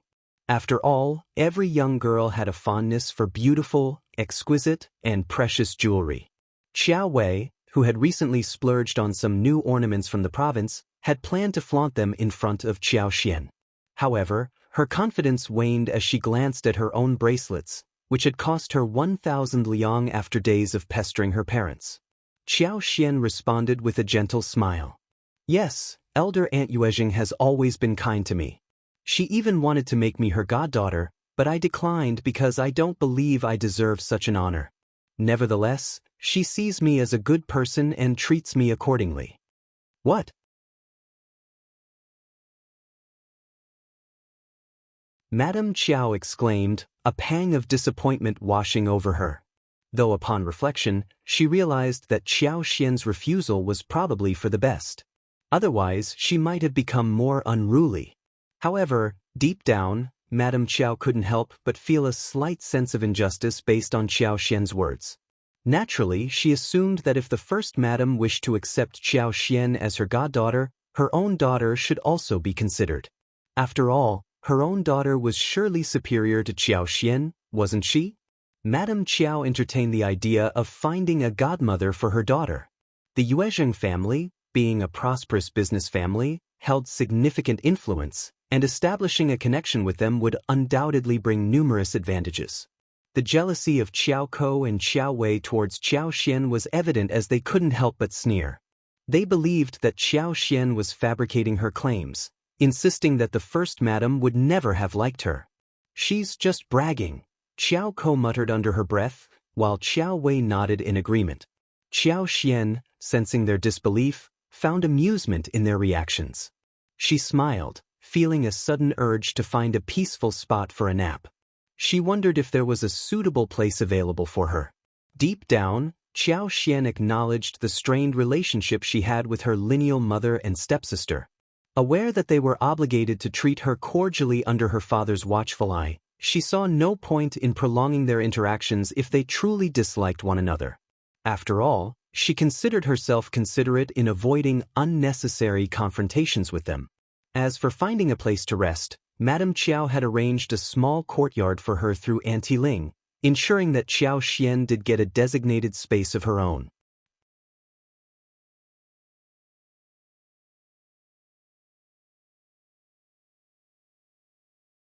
Chapter 766, Forgiveness. But upon hearing Xiaoxian's request, Madame Qiao couldn't help but feel annoyed. She believed that Xiaoxian was being far too unruly. Where did they think they could just take a nap? Did they forget how they used to behave in the past? In her previous days, she would have never dared to make such a request. Although Madame Qiao wanted to give a resounding negative answer, she restrained herself from bursting out in anger. It was fortunate that she was out of sight.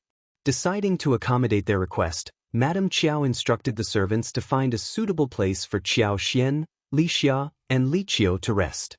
The courtyard was carefully prepared, and despite some wilted flowers on the table, an array of pastries, snacks, and drinks were served.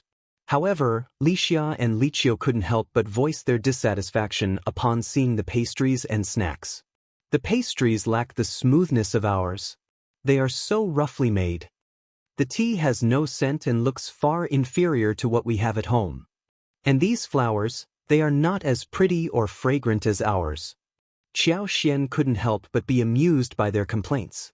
After all, she was the one who had created those pastries at home, using the finest ingredients. The tea she served was made from the most precious tea leaves, cultivated and nurtured under her watchful eye with her unique powers. Naturally, nothing could compare to the quality she had achieved. The Qiao family was no longer a threat to her. Together with Shao Yunduan, they had been strategizing on how to sever ties with the Qiao family. They had no intention of maintaining any closeness with such tasteless and shameless individuals. Soon, their plans would come to fruition. As the mistress and maids were engaged in conversation, Concubine Du appeared with the reluctant Qiao Ko in tow. It seemed that Concubine Du had come to beg for forgiveness for their past wrongdoings. The harsh reality of their lives was evident in the worn-out appearances of both Concubine Du and Qiao Ko. Concubine Du, who used to exude arrogance and pride, now seemed devoid of any such expressions. Qiao Xian had no interest in engaging in trivial arguments with them, but she also had no intention of forgiving them easily. What right did they have to beg for her forgiveness now, expecting her to grant it? The previous owner of her body must have endured a great deal of suffering, which was why Qiao Xian herself found it difficult to establish a harmonious relationship with them. Especially Qiao Ko, who had intentionally caused her numerous troubles. You are not in a position to demand forgiveness, and I am not inclined to grant it, Qiao Xian stated firmly. Concubine Du appeared relieved. Second miss, are you saying you have decided to forgive us?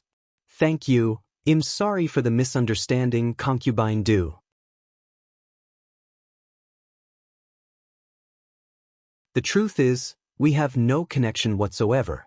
We have never offended each other, nor do we need to seek forgiveness. The best solution is for us to live separately. What are your thoughts on that? Regardless of whether Concubine Du was willing to accept the truth, she was nothing more than a slave to Madame Qiao, bound to carry out her orders regardless of her own desires or dislikes. Rebelling against Madame Qiao's commands was out of the question for her.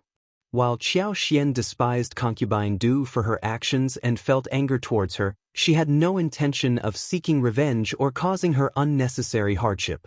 However, if Concubine Du ever attempted to deceive her or set her up, Qiao Xian would not forgive her, nor would she be accommodating or allow her to have her way. Concubine Du's expression stiffened. After a moment of contemplation, she forced a smile. Second miss, you are correct. Concubine Du had initially planned to beg Qiao Xian for forgiveness, hoping that if Qiao Xian showed leniency, they could form an alliance. In doing so, she would use Qiao Xian's influence to bring down Madame Qiao, while also gaining personal benefits from the situation. However, Qiao Xian proved unexpectedly difficult to persuade. Not daring to linger any longer, Concubine Du muttered a few more uncertain words and hastily departed with Qiao Ko. Li Xia and Li Qiu glanced disdainfully at them, remarking on the fickleness of both the mother and daughter. Qiao Xian let out a mocking laugh. Concubines can only navigate their existence through such means, constantly searching for a solid footing but never truly finding it.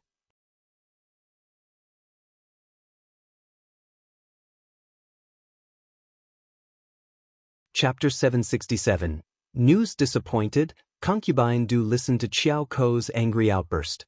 Concubine, you expect me to beg her for forgiveness? What a joke! How ironic! Qiao Ko had never dared to utter a word against her in their previous lives. Concubine Du sighed, feeling distressed. I can see the end of my life approaching. I am doing this for your own good. Qiao Ko sneered in response. No thanks. Why not? Concubine Du panicked. Your marriage remains unsettled, and Madame Qiao is taking her anger out on us. Do you honestly think she will find a suitable husband for you once we return to the capital? What about marrying someone here? You are Qiao Xian's sister, and Shao Yunduan is a recommended man. Any family you marry into would treat you well because of their connections. Suddenly, the idea seemed appealing to Concubine Du. Ah, yes. The Yuezheng family would be a good option. What about young Master Yuezheng? Or perhaps, stop it, Concubine Du. Qiao Ko's face darkened. I am an unmarried woman, and if you continue meddling in my affairs, I will report to Father and Nyather. Stay out of my business. With that, Qiao Ko turned and hurried away. She had no intention of marrying anyone here. The Yuezheng family might be decent, but they didn't compare to the elite families in the capital. Young Master Xie would have been a better choice, but unfortunately, he wasn't present. Moreover, the only way for her to live a comfortable life was by ingratiating herself with Qiao Xian. If she followed this path, she could ensure her happiness. She was going back to the capital to snatch Qiao Wei's marriage alliance, causing both Qiao Wei and her mother to suffer and cry in despair. Concubine Du was taken aback, feeling a mix of anger and disappointment at her daughter's callous words. She was doing everything for Qiao Ko's sake, so why was her own child so heartless toward her? Despite her distress and sadness, Concubine Du gathered her resolve once again. She wouldn't abandon her daughter. After all, Qiao Ko was her own flesh and blood. With the funds replenished, Officer Qiao arranged a lavish lunch, aiming to please his daughter and son-in-law. The table was filled with braised abalone, sea cucumber with green onion, and stewed bird's nest, ensuring an extravagant feast for each person. Officer Qiao spared no expense to win the favor of his daughter and son-in-law. Qiao Xian was taken aback. Did her father truly hold such high expectations for her husband? It seemed like a burden and a potential source of bad luck. The lunch appeared to be successful, and soon after, Qiao Xian and Shao Yunduan stood up, ready to leave. However, Madame Qiao coughed and addressed Qiao Xian. Your mother intends to take your sisters to the province to visit First Madame Yuezheng.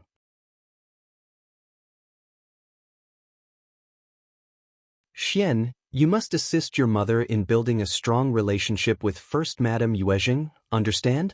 Madame Qiao wore a smile as she continued, First Madame treats Quan so well.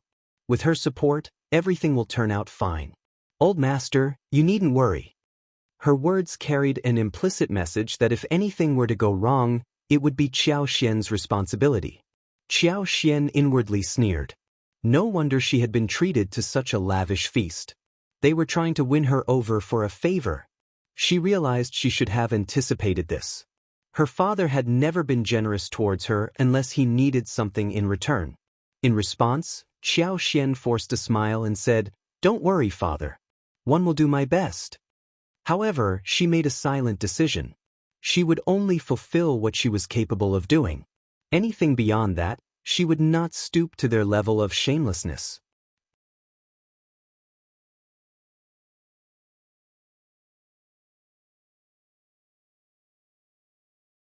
Chapter 768. Looking down, Shao Yunduan was taken aback by the repulsive proposal put forth by his father-in-law. It was so distasteful that he almost felt physically sick. He had hoped that if his father-in-law treated Qiao Xian kindly, their relationship might not be too strained, or at least remain intact on the surface. It would have been ideal if Qiao Xian had a reputable family supporting her, or at least the appearance of it. He didn't look down on her, and he had no intention of playing any tricks on her. However, he couldn't guarantee that others wouldn't try to undermine her. He didn't want anyone to belittle her or plot against her. When Qiao Xian informed him and her family about the unsavory matters, she should have realized that she needed to be cautious. If he were to become an officer in the future, would there be those who would conspire against her, knowing she lacked a strong family background? Perhaps he was being overly cautious, but it was better to be prepared for any potential challenges. Shao Yunduan had not anticipated the selfishness of the Qiao family. They did not deserve the support of Qiao Xian's family. Father-in-law, it's getting late. We should head home, Yunduan suggested, showing his lack of interest in prolonging their stay. Officer Qiao had intended to share more thoughts with Qiao Xian, but upon noticing Yunduan's slightly impatient expression, he decided against it and allowed them to leave. Qiuyue pursed her lips and muttered, "Mom, I don't think second sister is willing to help us. She must hate us, which is why she won't lend a hand." Madame Qiao smiled reassuringly. "Oh no, that's not true. She is your father's daughter and will always stand by his side. Daughters would never harbor hatred towards their fathers, right?" Officer Qiao shot an irritated glance at Qiuyue. "Your mother is correct. Your sister isn't as narrow-minded as you think. Even if she were, she should never hate her parents. What are you even suggesting?" Madame Qiao smiled. "Don't blame Wei. She's just being concerned." Officer Qiao snorted but didn't say anything further. Soon, mid-autumn day arrived, and the harvest season was approaching. The first section of the Shao family owned only a few fields, so they hired workers to help with the reaping, alleviating the burden on the family. However, the fields in Zhang village required more attention. There was also a pond that yielded fruits. Qiao Xian harvested some lotus roots and water chestnuts to bring home. The water chestnuts were steamed directly in a steamer. Once cooked, the black and hard shells were peeled off, revealing the snow-white flesh of the water chestnuts. They had a tender and chewy texture, with a fresh and sweet taste unique to aquatic plants. The lotus roots were cut into chunks and stewed with pig's trotters and peanuts. The resulting soup was rich and flavorful, while the lotus roots themselves were fresh and sweet. Additionally, they made hot and sour lotus root sticks. The soy-colored sauce clung to the finger-sized lotus root sticks, which were stir-fried with garlic cloves, green peppers, and red sour peppers. The dish offered a delightful combination of crispiness, spiciness, and tanginess. The whole family enjoyed a satisfying and delicious meal. The abundance of lotus roots allowed the family to enjoy various dishes for months to come. They could prepare cold lotus root slices, hot and sour diced lotus root, stir-fried lotus root slices, deep-fried lotus root chips, steamed lotus root meat pie, lotus root meatballs, lotus root rib stewed soup, osmanthus glutinous rice with lotus roots, and more. The versatility of lotus roots provided endless culinary possibilities. In addition to the lotus roots, the betel nut taro that Qiao Xian brought back from the province was also ready for harvest.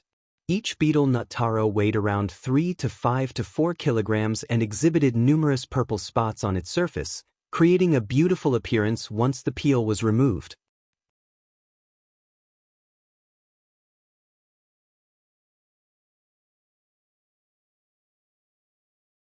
Chapter 769.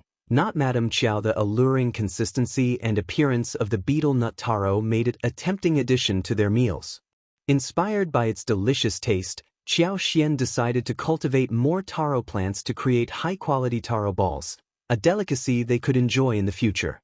As September arrived, Qiao Xian began sorting through the items they would bring to the province.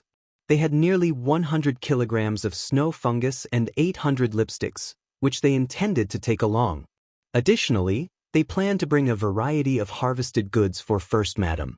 Among these items were the lotus roots they had, but they also included a selection of taros. They would also bring Gastrodia elata, heterophylla, and figs. Other fruits such as ripe dragon fruits, pineapples, bananas, papayas, tangerines, and sugarcanes would also be included. While the quantity of these fruits was not substantial, their freshness and vibrant flavors added a sense of confidence to Qiao Xian. The fruits from the southern region thrived remarkably, particularly the dragon fruits and papayas, enhancing the array of offerings they would present to First Madam. In addition to the fruits mentioned earlier, Qiao Xian had plans to grow lychees, longans, and mangoes, as long as everything went well after the cold winter. The fruit trees had grown thick, their trunks as wide as her arms, demonstrating their robust and healthy condition. They promised a bountiful harvest in the coming year. With all preparations in order, Qiao Xian and Shao Yunduan, accompanied by Nis. Fang, elder uncle Yang Xiaoni, Shao Sanlang, Qi, Tao Tao, Shao Junyan, and Shao Qing, embarked on their journey to the province for a delightful time. Eldest uncle initially hesitated to join, but Ms. Fang insisted on his presence. It was necessary to have someone remain in the village for the sake of the family's security and stability. Xiao Dalong and Ms. Su chose to stay behind, attending to the care of their youngest son. The little boy was still too young to embark on a long trip. However, Ms. Su held hope in her heart, believing that there would be future opportunities for them to travel there. Qiao Xian entrusted the care of Ms. Su to Li Xia and Li Qiuyue, while Qiuyue and Chun Feng accompanied the group on their journey. Due to the construction of the school, the first section of the Shao family had gained recognition in the village, which provided reassurance to Qiao Xian and Shao Yunduan to leave only Ms. Su and Xiao Dalong at home. With the support of the land officer and elderly men, anyone causing trouble to the family would not be tolerated. They had hired 3 wagons for the trip. 1 wagon was designated for carrying goods and presents, while the other 2 served as transportation for the travelers. They set off from the county early on the 5th of September. Qiao Xian deliberately did not inform Madame Qiao about their departure, nor did she allow her to join them on the journey. Qiao Xian was determined to keep them out of their affairs and prevent them from exerting any influence or control over their plans. The Qiao family remained unaware that Qiao Xian and Shao Yunduan had already traveled to the province for their own shopping trip. Meanwhile, Madame Qiao was still in discussions with County Magistrate Qiao about their planned visit to the Yuezheng family on the 8th of September, intending to leave on the 7th. Madame Qiao believed that if they could spend the festival together, it would strengthen their relationship with the Yuezheng family. Officer Qiao supported this idea wholeheartedly.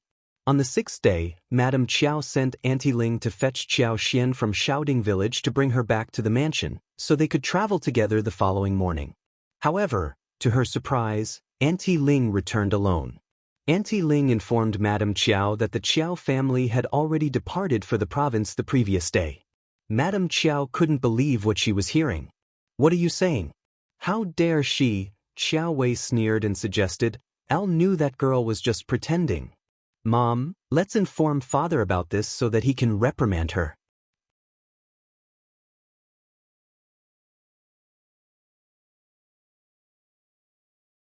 Chapter 770. How dare? Madame Qiao's expression darkened. "Auntie Ling, speak clearly and tell me everything." She needed to inform Old Master about this situation and understand what was truly happening. Auntie Ling continued, "When I arrived at the house, only Shao Dalong and his wife were present. I asked them about second Miss going to the province, but Ms. Su claimed she had no knowledge of it. She mentioned that she was occupied with taking care of the children and had no idea about second Miss plans. In fact, she suggested that I ask second Miss directly." Madame Qiao realized that this was part of the plan Qiao Xian had discussed with Ms. Su. No matter who from the Qiao family came asking, Ms. Su was instructed to respond with "Elle don't know," and nothing more. Ms. Su also had reservations about engaging with Auntie Ling, concerned that she might be drawn into something. Therefore, she followed Qiao Xian's instructions and consistently maintained that she had no information. Ms. Su used the excuse of being busy at home to deflect Auntie Ling's probing and ultimately dismissed her. Auntie Ling, seething with anger, couldn't believe that she had been dismissed by a rural woman. However, she reminded herself that Ms. Su was, in fact, her younger sister-in-law, and as an elder, she shouldn't pry too much into her affairs. Reluctantly, Auntie Ling made her way back home. Madame Qiao was equally frustrated. Qiao Xian must have deliberately done this. Qiuyue chimed in with a sneer. "Of course. Mom, she puts on a facade of kindness in front of father, but deep down she's not on our side. She still holds a grudge against us. Otherwise, she wouldn't have kept those precious ornaments a secret from us." Qiuyue couldn't help but feel envious, especially when she thought about the luxurious bracelets adorning Qiao Xian's wrists. She had never seen such extravagant jewelry before, and she couldn't help but wonder how Qiao Xian had obtained them. Madame Qiao sneered in agreement and promptly ordered Auntie Ling to bring County Magistrate Qiao to her room. She needed to discuss this matter with him and find out the truth. County Magistrate Qiao, initially assuming that Madame Qiao had brought up the matter to deliver some greetings from Qiao Xian, was taken aback by her angry outburst. He asked in a cold tone, Is there a misunderstanding between Madame Qiao? Let out a sigh and replied, Old master, Auntie Ling personally went to Shaoding village. There's no room for misunderstanding. It seems that Xian still holds a grudge against us. County Magistrate Qiao's expression darkened further. After a brief pause, he said, Perhaps, but no, the first section of the family went to the province together, right? Yes. That explains it. County Magistrate Qiao suddenly felt a sense of relief.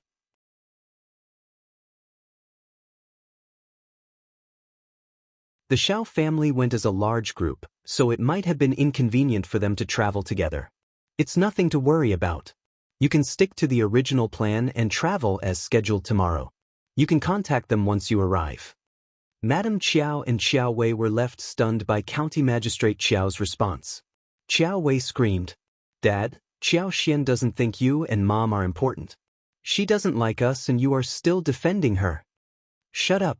What do you know anything? County Magistrate Qiao shouted. Don't suspect your sister. She is kind and she doesn't want to cause anyone trouble.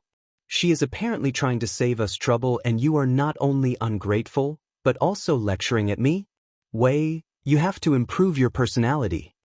Qiuyue. Old master is right. Wei, no more talks.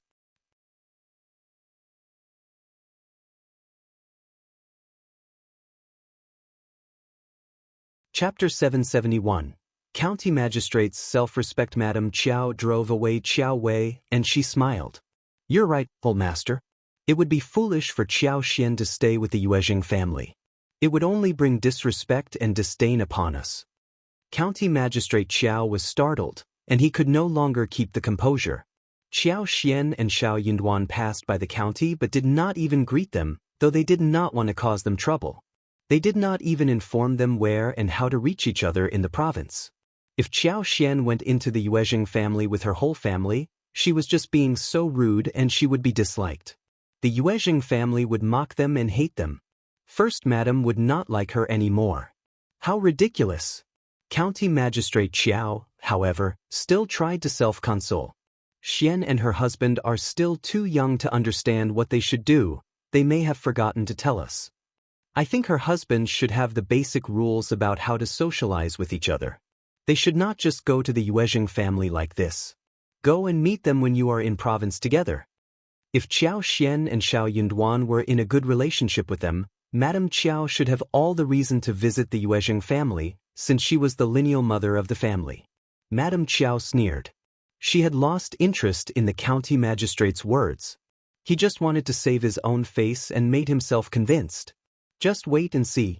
She wondered what made Qiao Xian and Shao Yunduan so precious that her husband defended them all the time. Qiuyue felt even worse as her frustration grew. She couldn't help but vent her frustrations to her mother. Mom, is Dad out of his mind? Qiao Xian, that wretched woman, is playing games with us, and yet Dad still defends her? What on earth has she done to him? Madame Qiao sneered in response and turned to Qiuyue. Wei, I have found a suitable suitor for you. You need to work hard and secure a promising future for your husband so that you can completely overshadow Qiao Xian. Qiuyue remained puzzled by her father's actions, but Madame Qiao seemed to have a better understanding of the situation. It became clear to Madame Qiao that her husband's favorable treatment towards Qiao Xian stemmed from his belief in Shao Yunduan's potential for a prosperous future. However, such predictions were never certain. The next morning, Madame Qiao, accompanied by Qiuyue, Qiao Ko, and concubine Du, embarked on their journey to the province. Madame Qiao always made sure to bring Qiao Ko whenever matters concerning Qiao Xian were involved. When neither Qiuyue nor Madame Qiao held a proper position, it was Qiao Ko who would be forced to step forward and take charge.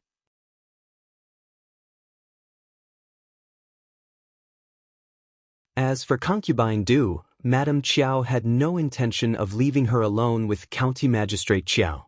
Concubine Du understood Madame Qiao's motives, and her resentment towards the situation only deepened. Qiao Ko was filled with excitement when she received the invitation to travel to the province. Upon their arrival in the evening, they settled into a nearby hostel. Madame Qiao purposely selected a hostel that was in close proximity to the Yuezheng family. Meanwhile, Qiao Xian and her family had already moved into the mansion located in the alley. The mansion had always been well maintained by the Yue family, and upon learning of their arrival, thorough cleaning had been done to ensure a fresh and welcoming atmosphere. The entire family was in awe of the magnificent mansion. Wow, this is our house? Oh my God, this is the province we've been talking about.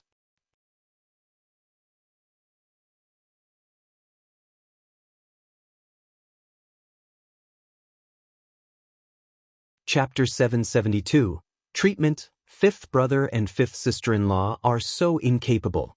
I would never have gotten such a huge house in the province. Qiuyue exclaimed. Qiao Xian smiled and replied, it's all thanks to the support and opportunities given by the Yue family. We are truly fortunate. This is such a great place. We will stay here for a few days and learn about the world. Madame Qiao added with excitement. The family chit-chat and explored their surroundings, growing more fascinated by the minute. Shao Junyan and Shao Qing, initially reserved, gradually loosened up and began to have fun in the garden, watching the fish in the pond from the railing. Shao Sanlang and Yang Xiaoni were equally amazed and delighted by the mansion. In the evening, Shao Yunduan arranged for a table of dishes to be delivered from a nearby restaurant. The whole family enjoyed a delicious meal together, engaging in lively conversation about their plans for sightseeing and entertainment. The atmosphere was joyful and animated. Upon their arrival, Qiao Xian wasted no time and immediately sent a letter to First Madam to inform her of their presence in the province. The following morning, Qiao Xian took the girls of the family and visited First Madam. First Madam was overjoyed to see them all. She warmly welcomed them and made sure they felt comfortable. During the visit, First Madam arranged for the girls to meet Madame Yue. They exchanged pleasantries and had a pleasant conversation before returning to their respective residences. In the past, First Madam had refrained from introducing Qiao Xian to Madame Yue, considering the scandal involving Ms. Mi Jr. and her daughter. Madame Yue had declined Qiao Xian's visit at that time, but circumstances had changed. With Shao Yunduan's status as a provincial champion, Madame Yue had to receive his mother and wife with respect. Therefore, Madame Yue not only treated them with politeness but also prepared valuable gifts for the children. Even Ms. Mi Jr. dared not mock Ms. Fang in this new situation.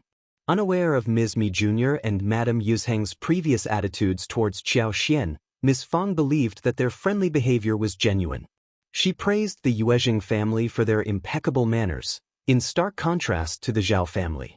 Deep in thought, Qiao Xian pondered the ancient belief that education and social status were highly valued. Having knowledge and a respectable name allowed one to escape being treated as low class in society. Many people, driven by the benefits of achieving a higher rank, dedicated themselves to studying and obtaining such positions. Upon returning to First Madam's residence, First Madam greeted them with a warm smile. Ms. Fang, nieces and nephews, please make yourselves at home. Don't feel restrained.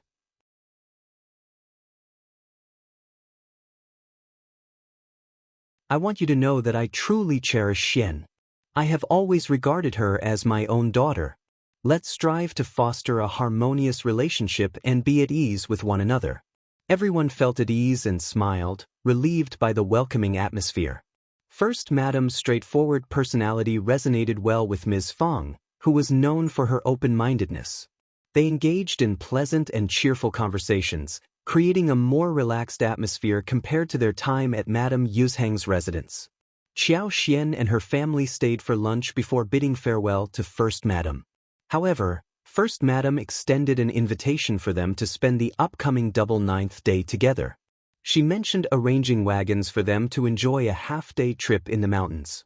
Delighted, Ms. Fang smiled and accepted the invitation.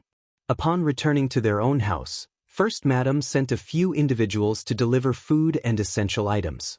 She reassured them that they could always seek assistance from her, emphasizing that it was preferable to obtain supplies from them rather than purchasing them in the market.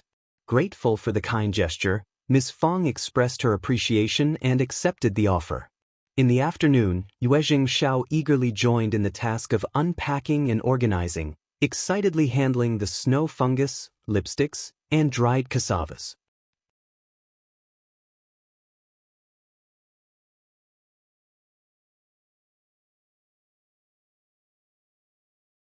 Chapter 773.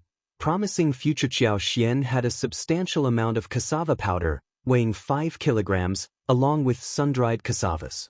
Yuezheng Shao was impressed by the quantity and planned to send his men to fetch the remaining cassavas. In addition to the cassavas, Qiao Xian also presented taro balls and bubbles to the family. Although they had enjoyed these treats extensively at home, it was Yuezheng Shao's first time trying them. Qiao Xian even suggested sending some to First Madam and Madam Yuezheng.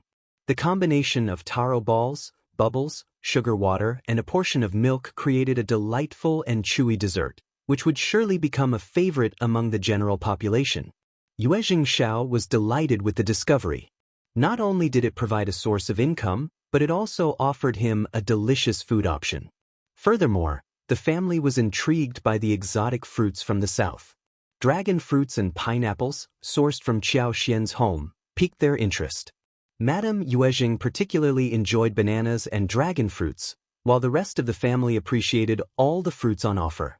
Yuezheng Shao was amazed by Qiao Xian and her family's ability to successfully grow fruits. Without any hesitation, he promptly assigned a few people to search for dragon fruit, papaya, sugarcane, banana, and pineapple seedlings, as per Qiao Xian's request. Dragon fruits and papayas were particularly favorable as they could be planted and grown at any time. If these fruits flourished, it would expand the variety of desserts available. They might even be able to reduce their dependence on selling southern fruits by half. The future looked promising. On the day Madame Qiao and her family arrived in the province, Qiao Xian, Shao Yunduan, Ms. Fang, and young Xiaoni spent the entire day shopping. While Ms. Fang was not one to splurge, Shao Sanlang and young Xiaoni couldn't resist indulging themselves when they came across a wide array of delicious foods. Ms. Fang felt a pang of concern seeing the expenses, but she reasoned that since they wouldn't visit the province often and the couple was using their own money, she didn't intervene to stop them from splurging. Both Ms. Fang and eldest uncle were in awe of the bustling city, and spending an extra day there left them thoroughly satisfied with the experience. The excitement continued once they returned to their accommodation. For the next 2 days, Shao Yunduan and Qiao Xian planned to explore the province with their family and celebrate the double 9th day with the Yuezheng family. Afterward, Shao Yunduan had some literary gatherings lined up where he would visit esteemed masters alongside Xiejingrong. Shao Yunduan hadn't had the opportunity to engage in practical discussions with his fellow peers since becoming the provincial champion.